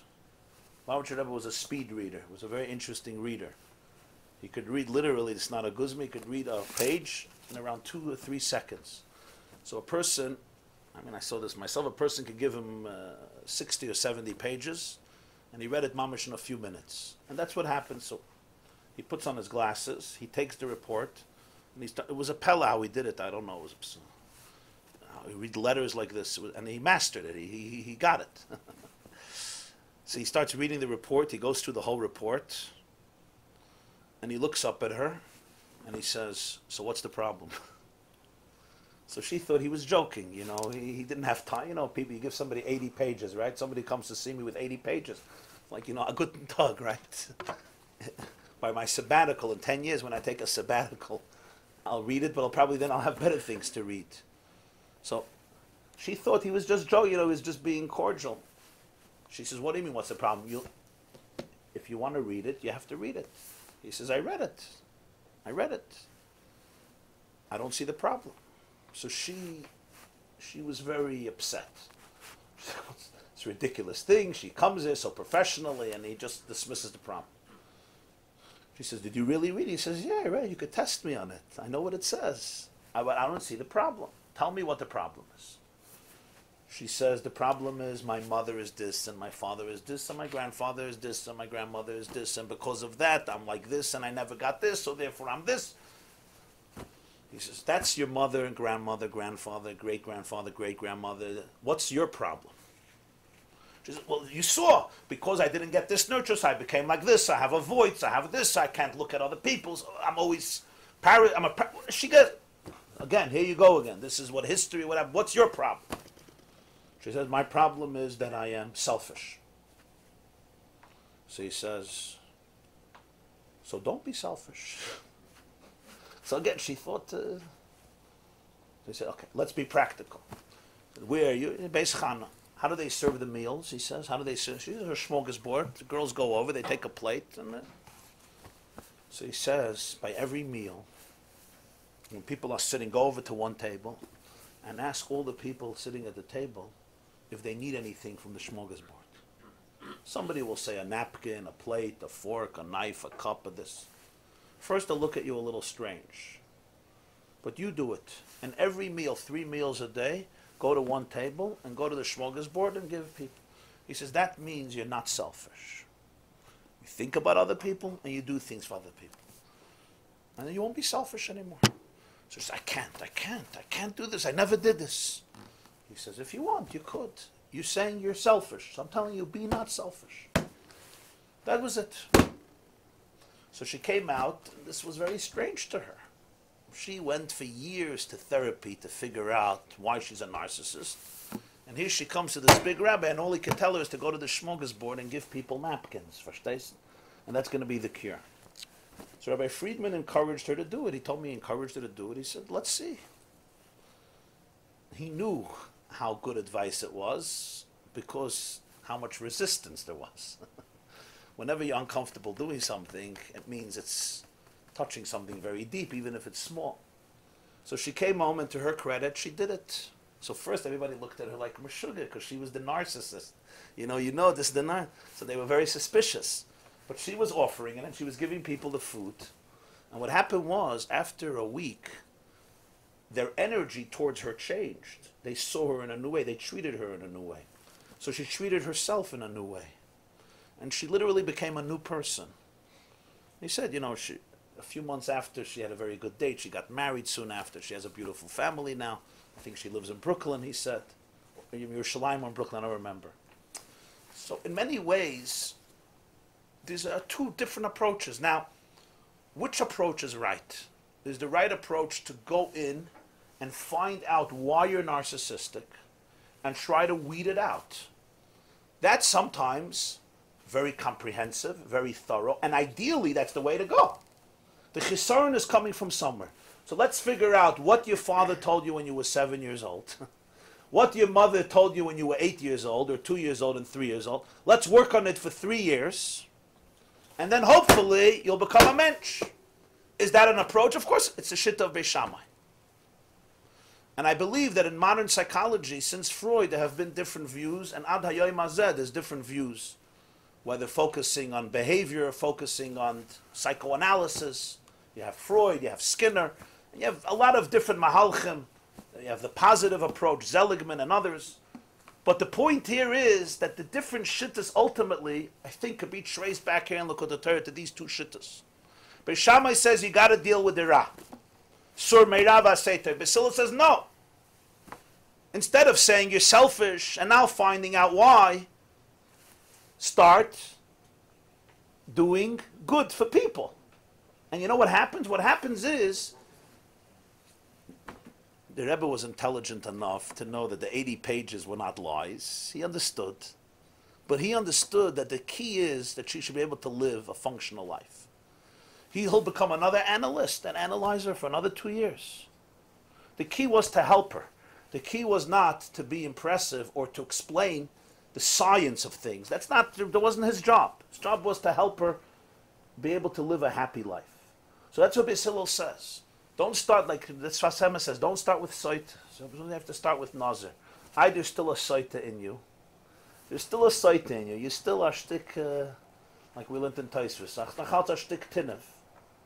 There's a Soita in you. So what are you doing? You could make fun of yourself. Make fun of yourself, but go to the Maila. Go to the Kalanova Chasuda. You have to be able to tell yourself that you're a beautiful person, and the main thing is to live like a beautiful person. And you know what happens? What happens is that Oid itself is Doicha V'Chayshach. Those are the two shittas. And in Avodas Hashem it works that way. Do you first focus on the Ra, or do you focus directly on the Torah? And then what happens is you see Oz Yedale Ka'ayel Piseach, that the Chigeris and the Summa will start leaping and we'll start seeing. So now the shaila is this. I just want to share something interesting with you. I want to look something up. Just a second.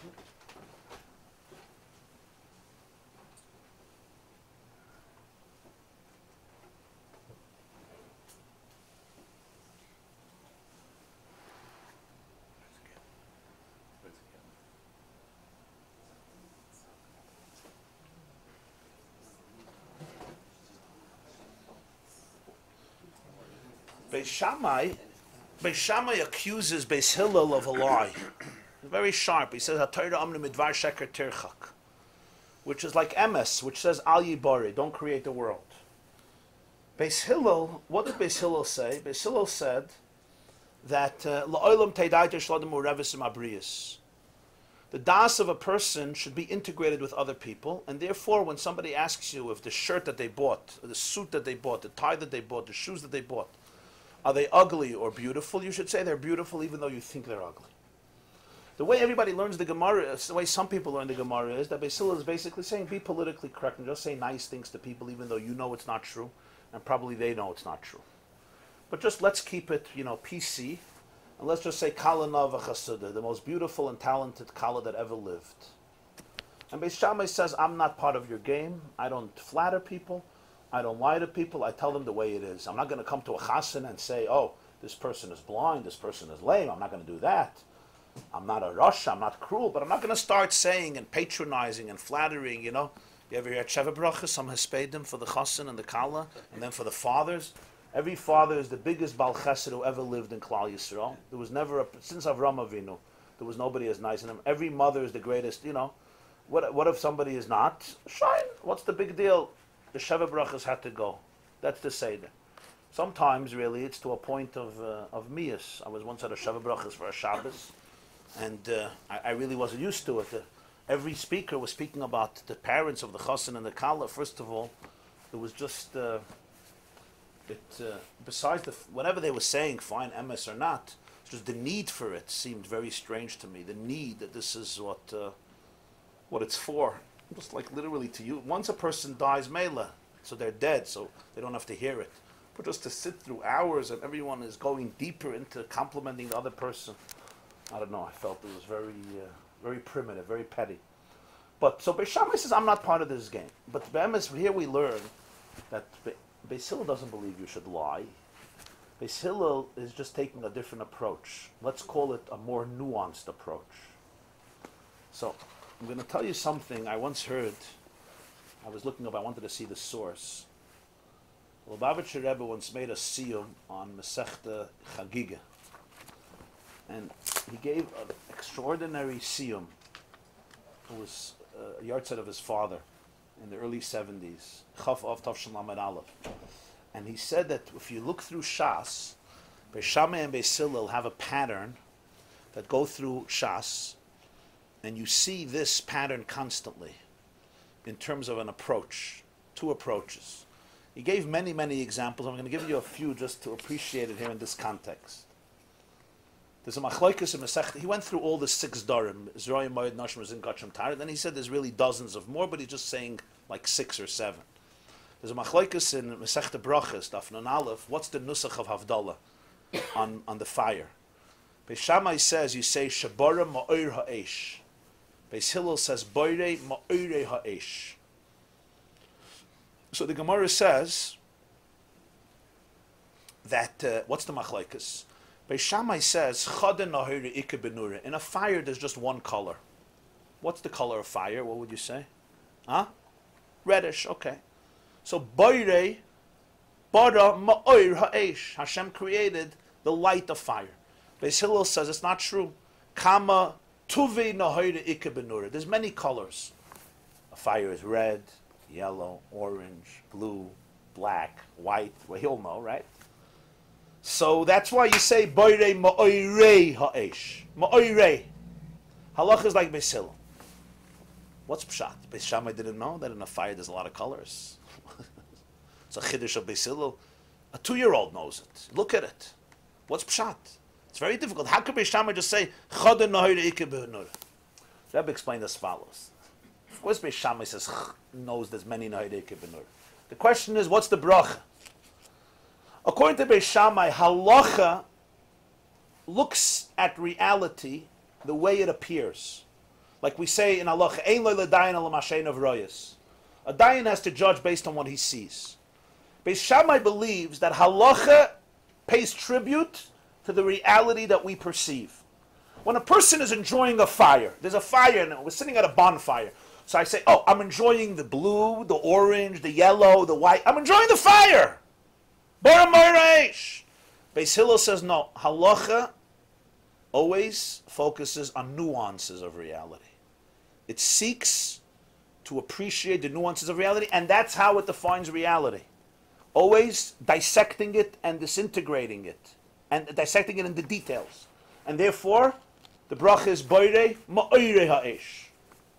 He says, the Gemara says in Masechta Shabbos that 3 Gentiles came to Shamai, right? You know the story. Shabbos was at Aflamed Gimel. Shabbos Aflamed Aleph. One Gentile comes to Shamai and says, teach me the whole Torah, only Torah Shebeksav. The other Gentile says, teach me the whole Torah, but I want to be a Kohen Gadol. The third Gentile says, teach me the whole Torah, standing on one leg. In every situation, the Shamai takes his stick, says, Arois! Was you joking? The whole Torah on one leg? What, 30 seconds the whole Torah? And Beis Hillel sits down with each of them and teaches them. And at the end, all 3 come together and they say, you know, Shammai threw us away and Hillel brought us Tachas Kamfei Ashkin. Ultimately, they all converted. What's the machlokes? The halacha is we don't accept Gedim. We don't try to persuade people to become converts. When somebody comes and says, I want to accept Judaism, but not really. I don't want Torah Shabbat Peh. I want to become a Kohen Gadol. I want it all in 30 seconds. So Beis Shammai is right. He himself is saying that he's insincere. But Beis Hillel accepts him. On the other hand, you're going to say that they were sincere because at the end we see they became real Gedim. So why did Shammai reject them? The answer is, Shammai viewed halacha in terms of being sensitive to the reality that you experience. People come and they say, a person comes, teach me all of Judaism standing on one leg. In other words, in 45 seconds, I want to know everything about Torah. It's like somebody coming into your business and saying, teach me everything about your company in 30 seconds. You're running this company for 25 years.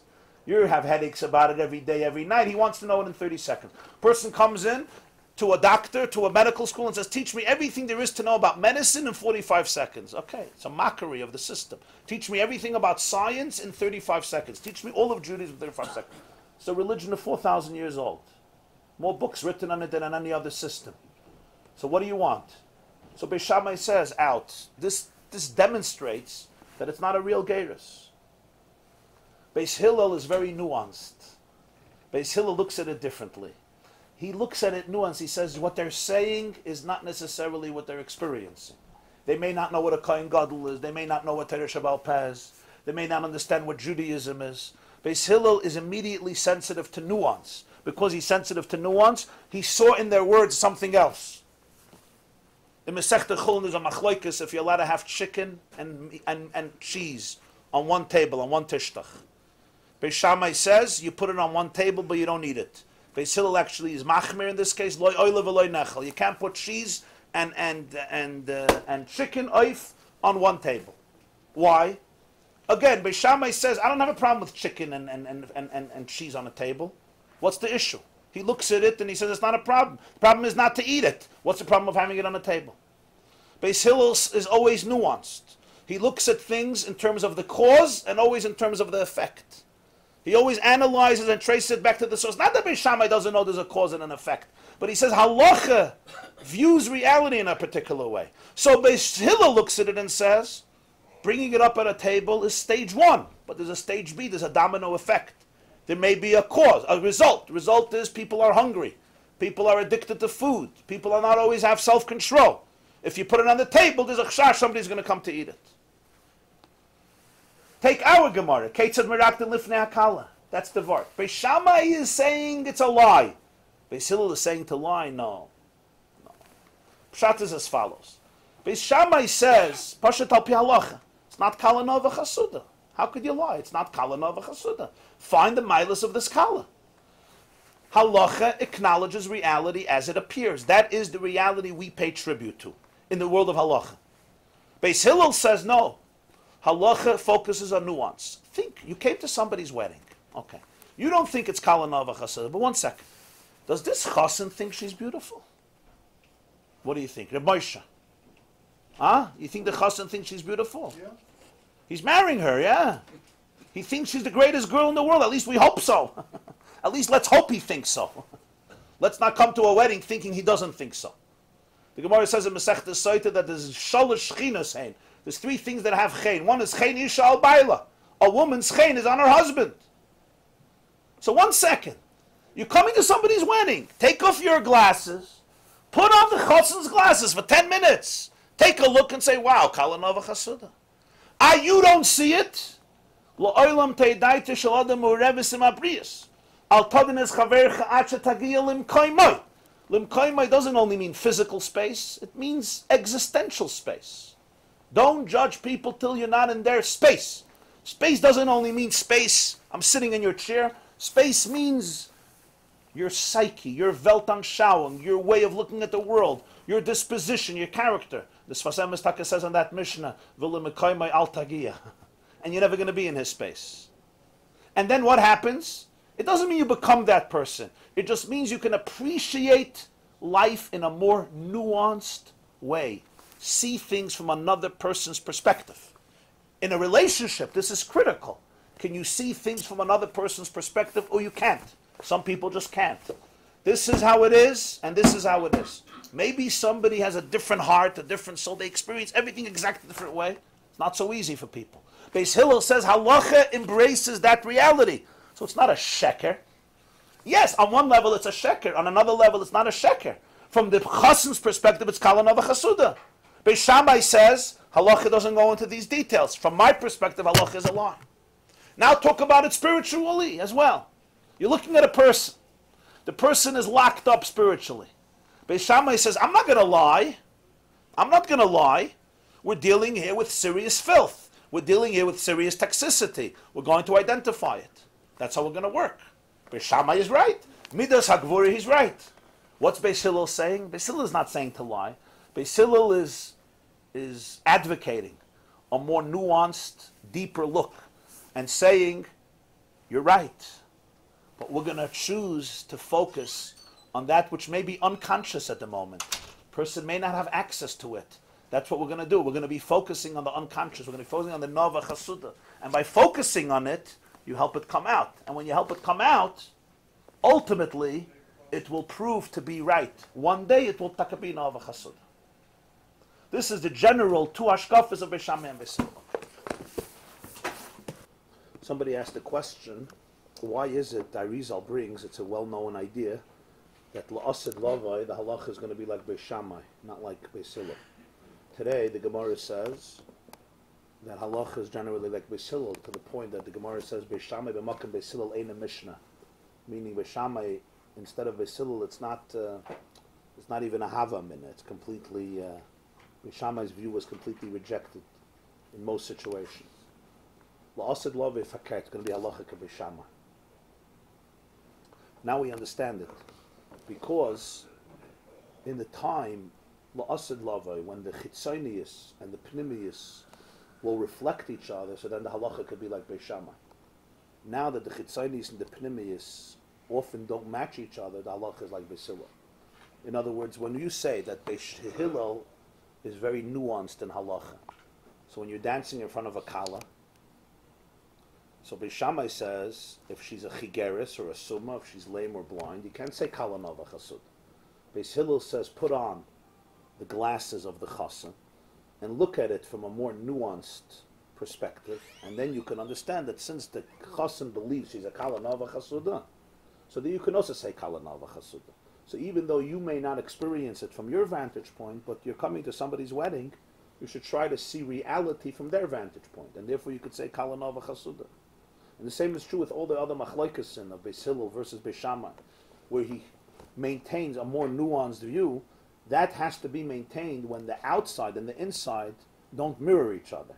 So therefore, if you're going to go only according to the outside, or only according to first impressions, you may completely lose the pnimius of the person. But in a time when the external and the internal mirror each other and reflect each other, then the halacha could be completely like Beis Shammai. There's no need for there to be the halacha like Beis Hillel, because v'nigla k'vod Hashem, the pnimius will come out into the chitzonius. The same is true with what we're explaining here, the difference of gvura and chesed. Mitzad midas hagvura, which demands that you get rid of the ra before you go into asay toiv. So again, la'asid lavai, in an ideal world, that will be the situation to go. Beis Hillel, who says you have to start with chesed, you have to start with good, even though there's choshech, because if you start with bad, you may never get out of it. You may get entangled in it and stuck in it, and it may, turn you into, it may get you, so to speak, down and melancholy and depressed and so forth. So therefore, ignore somewhat of the choshech and start with toiv and let the toiv banish the choshech. That again is somewhat of a compromise that we make in our world, because there's so much mixtures and you don't want a person to get stuck in the skeletons and the negativity and so forth. But in an ideal world of la'asid lava, you say fakert halacha k'Beis Shammai, because gvura will work. Just when somebody asked that, I wanted to bavar on that.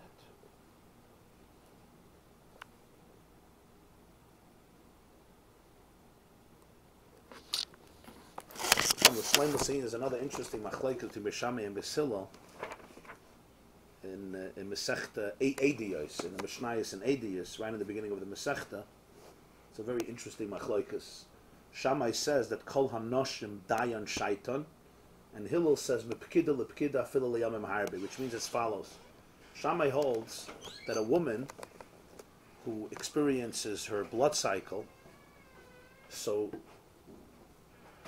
she sees that she's a nida, so basically let's say she touches a carbon after, let's say she touches truma, she touches bread, on the counter that's truma, it was baked by her husband who's a kohen, or baked by her, right? So it becomes tamei from when she sees the blood, because she's now a nida, until she's going to go to the mikveh. But what about, let's say she touched the challah in the morning. Let's say she touched the challah 8 o'clock in the morning, and then 9 o'clock she sees that the flow began. Is that challah tameh? So Beis Shammai says no. Once she saw, that's when it becomes tameh. Once she knows that she saw. Before that, it's all fine. She touched something last night, yesterday, it's fine. You could say maybe it started. Sometimes it can happen. The person doesn't know right away. It's tahor. Hillel says, no. She's metame, all the taharas that she touched from the time that she did the last tahor dikabdika. In other words, if she was boidik herself yesterday in the morning and she didn't see it, but till then it's fine. But from after that time, till the last tahor dikabdika, it's tameh. That's the shit of Basil in Masechta Ediyos. That's a very interesting machlokes. Shamai says, it's Shamai and Hillel themselves. Shamai says, Kol Anoshim Dayan Shaitan, and Hillel says, the Gemara says, the Gemara in Niddah, right at the beginning of Niddah, asks the question, what's the svara? Shamai says, Hamid Isha al Cheskasa, the Isha b'Cheskas Tara Emedes. A person has a Cheskas Tara. You assume a person is tired. You don't assume a person is bleeding. Assume a person is tired. Mainly you have now a suffix, 8 o'clock in the morning. Is the challah tama or not? I say she's tired. 9 o'clock, we know she's not. She knows she's not. Fine. But before that, I go back to the chazaka. Hillel says, no. When do you say something has a chazaka and you assume the status quo? If there's no natural process where that changes. But here, it's a natural part of the biological process that a certain time every month, there is a change. There's a menstrual cycle. He says, it's not something superimposed on her suddenly. This is something that's part of the natural process of Mela. You don't say, go back to the chazaka. What's the chazaka? What's the chazaka? The chazaka is that till then she's tired, but that changes. It's not a natural process.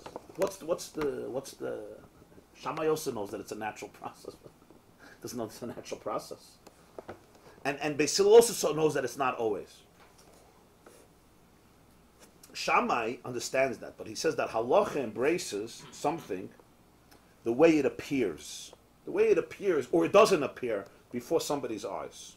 So therefore, daya shaita, the zman of tumah is when she sees actually the blood in actuality, not earlier. There's no proof. Because there's no proof, clearly, there was no re'iyah, there was no seeing. So therefore you go back for the chazaka, and you say, listen, here I know there's tumah. Here I don't know there's tumah. Since I don't know there's tumah, and at some point, obviously, a person is tired, so Shammai relies on that. Hillel says you never only rely on your eyesight, on ein of royas, what you see, whether physically or conceptually.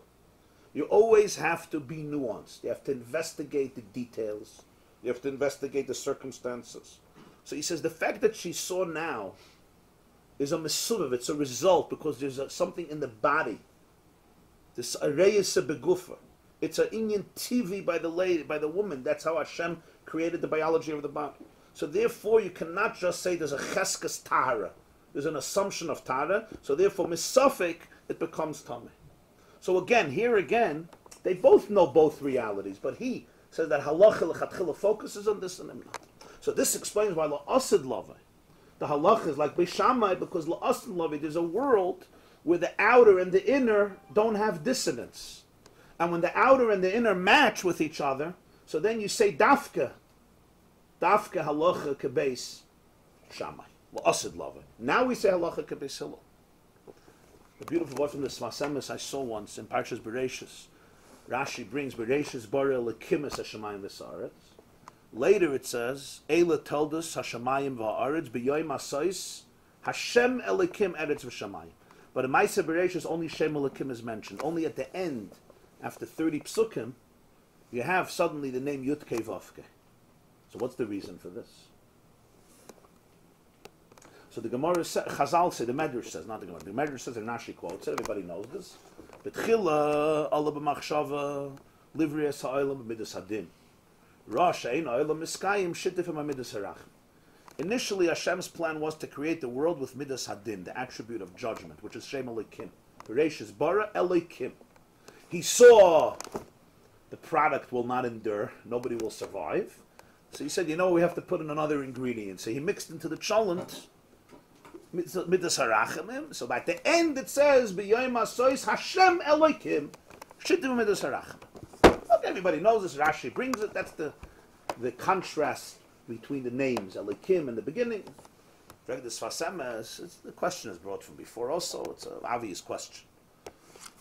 I understand a person builds a company, an organization, a movement, a shul, a house with a certain plan. Ask any woman or any man who built a house in Monsey or anywhere else, you have a plan, you have a vision. And then when the contractor is already in the middle of it, you take a look, you say, it's not going to work. Back to square one, which is why most Jewish construction sites continue for decades and sometimes for centuries. Got it.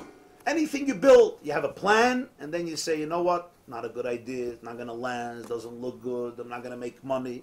So you change the plan. As the Sfasamis L'chayra Hashem knew what's going to happen. So he decided to create the world with Midas Hadin. Then right, oops, I didn't realize, Ein Olam Miskayim. What did he think L'chatchila? This is going to be Miskayim? What was the Havam in? So what there was Chas V'Shalom Atavos is that can be. If he's God, he's God. If he's not God, then he's not God. So what happened? That's number one. He says number two, it says Bereishis Bara Elikim. It doesn't say Bereishis Rotza Livrei Elikim or Rotza Elikim Livrei. Bereishis Elikim created. Chazal say all of the machshava to create it b'midas hadin. Rosh Ein Olam Miskayim. So of course, question number two answers question number one. That it's not pshat. He created it. It's not all of machshava livrei midas hadin, and then he created it, or he didn't create it. Rosh Ein Olam Miskayim when before or after? It says Bereishis Bara Elikim. So the Sfasemis says Azai. Very interesting answer. He says this is not an issue of a mistake versus not a mistake. This is the plan. And the reason this is the plan is because he wanted that by a person there should be also the same plan. There's the olah b'machshava of everything, and then there is the actualizing of it. Meaning as follows. When you go ahead and you plan something, you plan to do something, you plan to create something. Olah b'machshava, the way you plan it is that it should be absolutely impeccable and flawless. You plan to build a house, you plan to build a company, you plan to build a family, you plan to get married. You plan to build whatever it is you want to build, small or large. We always plan it with Midas Hadin. Midas Hadin means we want it to be perfectly oizgahal. It should be impeccable, it should be flawless, it should clap in an excellent fashion without any mistakes, without any errors. That's the olah b'machshava. We dream of a situation that is the most perfected. At some point you see Eino Olam Miskayim. Shittifim Amidas Harachim. If a person retains that standard, they will always destroy themselves. Why? Because there's no such a world, there's no such a thing. There's nothing that's perfect. Everything has problems, everything has flaws, everything has challenges. You could plan the greatest wedding in the world, the most beautiful mitzvah in the world. What's the first thing when you come home? The caterer put the fork on the right side instead of the left side. The napkin was the wrong color, the cup wasn't this, he didn't have enough chicken, he didn't have enough of this. You always find what's missing. You always find what's missing. That's the fact. There's a famous expression of Chazal, the Medrash says, Vayara l'kim es kol asher asav hinei toiv ma'od. Zok the Medrash, toiv ze malach chayim. Ma'od ze malach hamavos. Medrash Rabbah on the Pasuk. Really? Toiv ma'od. Toiv is the angel of life.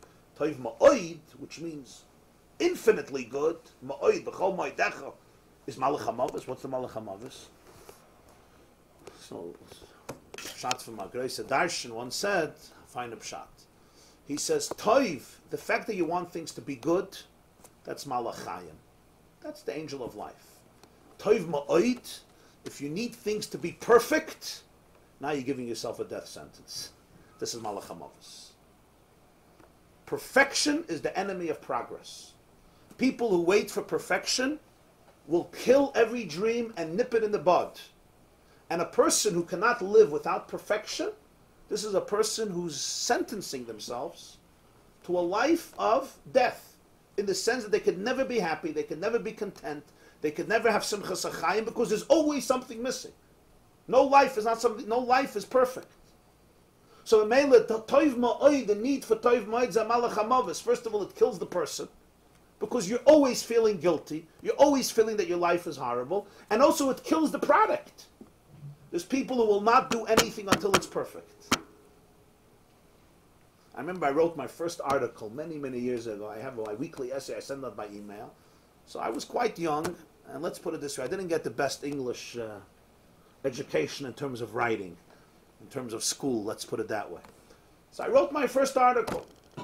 So somebody saw it. Somebody close to me saw it. I sent it out, and they said, "You're not embarrassed? You're not embarrassed to send out such garbage?"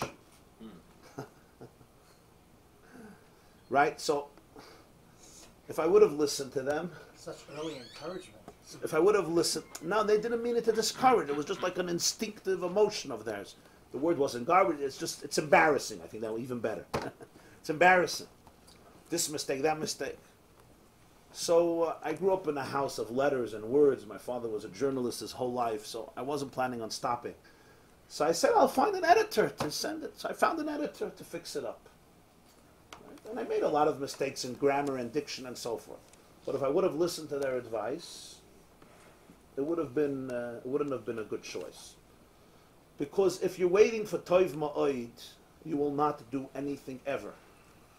I was once davening in a shul in the old city of Yerushalayim, in the Tzemach Tzedek shul in the old city over there in by the Roiva. So Rabbi Adin Steinsaltz davens there, Rabbi Adin Even Yisrael, Shabbos morning. So it was his birthday, I think. So after davening, I went over to say Mazel Tov. So somebody came over to him, somebody closer to his age, and said, "So on your birthday, you're probably making a cheshbon hanefesh." So he said, "Yes." He said, "Did you make any big mistakes in your life?" What are the big mistakes? You know, I guess it's an interesting question to ask somebody in shul. What are the biggest mistakes you made in your life? So he looked up and he said, "I made a lot of mistakes in my life. But the biggest mistake I made in my life, the biggest mistakes I made in my life are the things I did not try doing because I was afraid to make a mistake. Those were the biggest mistakes." In other words, things that you did and you made a mistake, that's not the biggest mistake. The mistake is that which you would have done, but you didn't do because you were afraid of making mistakes. So, Tov Ma'od, if that's the expectation, it's Malach HaMavet. Sedes Vasemes. On the other hand, when you start off, you have to start off with Midas Adin. But the Rebbeinu Shalom was telling every person, you create something with Elikim, you create something with the highest standard possible. Always. You want it to be absolutely wonderful. But then you have to know in reality there's no such a thing. The world of idealism and the world of reality in our world, they don't perfectly match. They can't perfectly match. Because there's too many obstacles in the way. Everything gets stuck at some point. To have a seamless flow between the world of ideals and the world of reality, there's always a give and take. So shittif in my midas harachimim, you have to be able to have compassion. Compassion on yourself, compassion on the people around you, compassion on the state of reality. So Bereishis Bar Lakim, he does this because that's by us too. The Allah b'machshava by every person is midas hadin. But then shittif in my midas harachimim, in machshava din, and then in rachamim, in lepoyel shra shayna elam eskayim, nothing will exist. If this is your standard, you'll destroy everything. You'll destroy everything. What's Beis Shammai? So Beis Shammai is utopian, but what's Beis Shammai thinking? He's saying halacha follows idealism. No, halacha ke Beis Hillel. La'asid lo be'halacha ke Beis Shammai. Beis Shammai held the halacha. Even now. Okay. That we already have a Gemara in Beitza. The Gemara says in Beitza, we just learned it earlier, 2 weeks ago. At the beginning of the second parak of Beitza, the Gemara says, Daf Tezayin, that there was a very interesting machlekes between Beis Shammai and Beis Hillel. Beis Shammai, the Gemara says, used to go Sunday, and he would see in the marketplace a nice piece of meat, and he would say it's L'Kovet Shabbos. Monday, he would see a nicer piece of meat. So he would say, oh, this is L'Kovet Shabbos, and he would eat up the first one. And then the whole week, he would eat up the earlier one when he found a new one, L'Kovet Shabbos. So basically, Kol Yama v'Yo'echel L'Kovet Shabbos. Everything was only L'Kovet Shabbos, because everything he was buying just for Shabbos, Elamai, I want this for Shabbos, I got to eat up that one. Beis Hillel had a different shit to the Gemara. It says, Derech Acheres Hoysaloi. What? Baruch Hashem, Yoim Yoim. Today there's a nice piece of meat. It's for today. Monday is for Monday. Friday, I'll prepare for Shabbos. Echinu es Yaviyu. That's what the Gemara says. What's the Svar Samachlaikas? It's not a Stamma Svar Samachlaikas. Some Sofer writes in Gemara over there, and others write. The Malbim writes says in different svarim. There's a machlokes in life. Beis Shammai says all of life is preparing the covered Shabbos, the Yom Shekulei Shabbos. It's all the covered Shabbos. In other words, that was his standard of life. And Beis Hillel said, Baruch Hashem Yom Yom. It's also a machlokes in Masechta Sukkah. If you eat in a sukkah, but shulchano is b'toich habayis, right? Your head and most of your body is in the sukkah. You have a tiny sukkah, so you can't fit a table. You know these little sukkahs, you put it up. You can't put the table there. So you have your chair in the sukkah, your body in the sukkah, but the table is in the house. And you take the food like this. Are you allowed to or not? So Beis Shammai says no. The shulchan also has to be in the sukkah. And Beis Hillel says no, it's fine. Rosh v'rubei b'sukkah, even shulchana b'toich habayis. Sukkah represents diras arai. Sukkah represents, Sukkah's David, Harachman Yakamon, or Sukkah's David Hanaifelas. You're in the embrace of the Rebbeinu Shalom. So therefore, Roshai and Rubai and Shulchanai, it's all b'toich habayis. It's all Yom Shekulei Shabbos. Beis Hillel has a different mahalach. So you're right. Beis Shammai is midas hagvura, and mitzad midas hagvura, his perspective is extremely idealistic, and because it's extremely idealistic, so when it comes to Kaitzad Merakdim lifnei akala, he says the same thing. You do not bring in beautiful furniture if the house is not completely clean. You have to weed out all the thorns in your system. All the skeletons got to go out of the closet. All the demons got to be removed from the psyche. All the ghosts have to be eliminated and nipped in the bud. And then you'll be able to bring out the glorious, majestic ruchnis that exists in a person. This is midas hadin. It's midas hagvura. It's very idealistic. It seeks ultimate truth. It seeks real perfection, and it seeks real avodah. What does Beis Hillel say?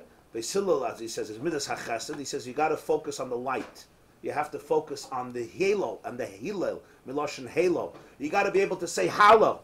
You have to be able immediately to start praising. You have to bring out immediately the godless of a person and the godless of Hashem, and the two are connected. And that it's, even though you know that there's a lot of other stuff going on, and you could focus on that, but don't focus on that. Tune in immediately and accentuate the positive, the noble, the holy, the majestic, the good, the purposeful, and the sacred. And that should be your primary focus according to Beis Hillel. And b'meila there'll be ma'at oir, will be doiche the choshech, and dafka focus on the oir, and therefore, what do you dance in front of the kala? You say kala no v'chasuda. You focus on the beauty of the kala, even though there may be other stuff. Chigeres oisuma. No, but there's an element that's beautiful. There's an element that's sacred. Chasuda. Bring out the chesed elyon that flows in her, like you said, chasuda versus chasida, and that itself will help bring out the state of kala. Where Beis Shammai says no, chigeres oisuma. You got to deal with it. Midvar sheketircha. You can't lie. And Beis Hillel says that even in this situation, you should focus on the kala nava chasuda, and that itself will bring out the positive in you. Did I answer your question? Probably not.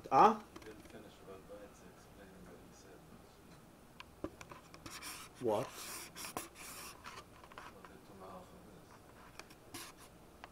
That what? What do you mean? Nuzog, remind me, I don't remember. I've spoken a lot since then, so if you remember, tell me. I guess I'm just having a hard time with Beis Shammai's view, but Beis Shammai Taka held a utopian view. Beis Shammai, perfect world.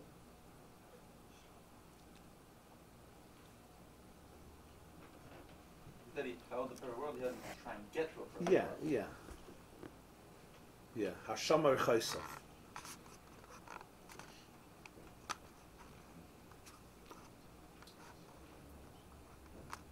Whereas Beis Shammai is saying not to try and get to the most perfect world you can. No, in other words, it's he's focusing. He demanded a much higher. He demanded a mitzad midas hagvura. He was speaking the perspective of midas hagvura, which demands a much deeper element of perfection and doesn't see another path as worthwhile, something that should be sanctified and embraced. Where Beis Hillel says, take a look at the chasana. Beis Hillel, he says, chigeres esuma, you can't say this. Beis Hillel says, no, say kalanav chasuda. You know, it's you talk about a Jew and Hashem. It says always Hashem is the Chassan and the Jew is the Kala. So sometimes you look at a Jew and you see that the Jew is Chigeres Eisuma. Spiritually, I'm talking about. Lame, blind in the sense of no vision, lame, no stature, no full spiritual, they're not erect, you know, Zoik of Kfufim, that's Chigeres. They're limping. There's a spiritual weakness, or Summa, there's a lack of vision. So Beis Shammai says, Kala Kamoy Shehi, you got to call a spade a spade. You got to call a spade a spade. Midvar Sheketichak, we don't lie, we don't flatter, we don't patronize. This is a Chigeres Eisuma. Find the Milas. You want to talk about the Milas, talk about the Milas. That's what Beis Shammai is telling us. Talking about the Nimshal. It's mashma went beyond halach also, right? That's the point. It's mahalach hachayim. You see here in the Maamar, look at the third, that it's a mahalach hachayim. Everything is shamar chaysav. Shuma. Everything is evaluated, everything is measured. So you have to, midah cheres haysalah. It's a whole different midah. The Gemara calls it a midah. It's a different mahalach. So b'meila, you look at the way this Jew behaves, kala kamay shehi, and that's how you respond to him. What does Beis Hillel say? Beis Hillel is looking at the light. In other words, he's shining a light onto everything and to every person to be able to discover that which maybe doesn't meet the eye, to be able to discover a more nuanced perspective. So he says, one second, take a look a step deeper. Halikeach mekach min ashuk. The Rebbeinu Shel Olam purchased this Jew. He purchased this Jew. He chose this Jew. He chose him and harsina atav v'chartana mikol ha'am and banim atam l'Hashem Elokecha. So therefore, the fact that I don't see it, the fact that the Chassan Hashem chose this Jew as the Kala, means it's a Kala Nova Chasuda. I b'chitzayni, superficially, you look at a person and you say, where's the beauty? Where's the depth? Where's the majesty? So Basil says, if you'll be integrated with another person, if you'll understand the nisyonis of another person, if you'll understand the circumstances of their life, if you'll understand their background, if you'll understand everything they go through, then you'll be able to look at them and say, Kala Nova Chasuda. But if you don't have that perspective, you just look at them, you say, well, this is a blind Jew, this is a lame Jew. So Beis Hillel says, go a step deeper. Don't think about yourself, think about God. God is crazy over this Jew. You're not. Okay. So maybe put on the Rebbeinu Shel Olam's glasses. Maybe look at it from a different perspective. Go a little deeper. And then you'll see it's not because he's naive. He's not naive. He's not naive. The chassan, the guy who comes to the chassan is not naive according to Beis Shammai, and he's not lying. He's just more nuanced. He's taking a light, a hillel, a light, and he's shining it. And when you shine it, you see life is multidimensional, life is complex, life is nuanced. People go through a lot of journeys and experiences.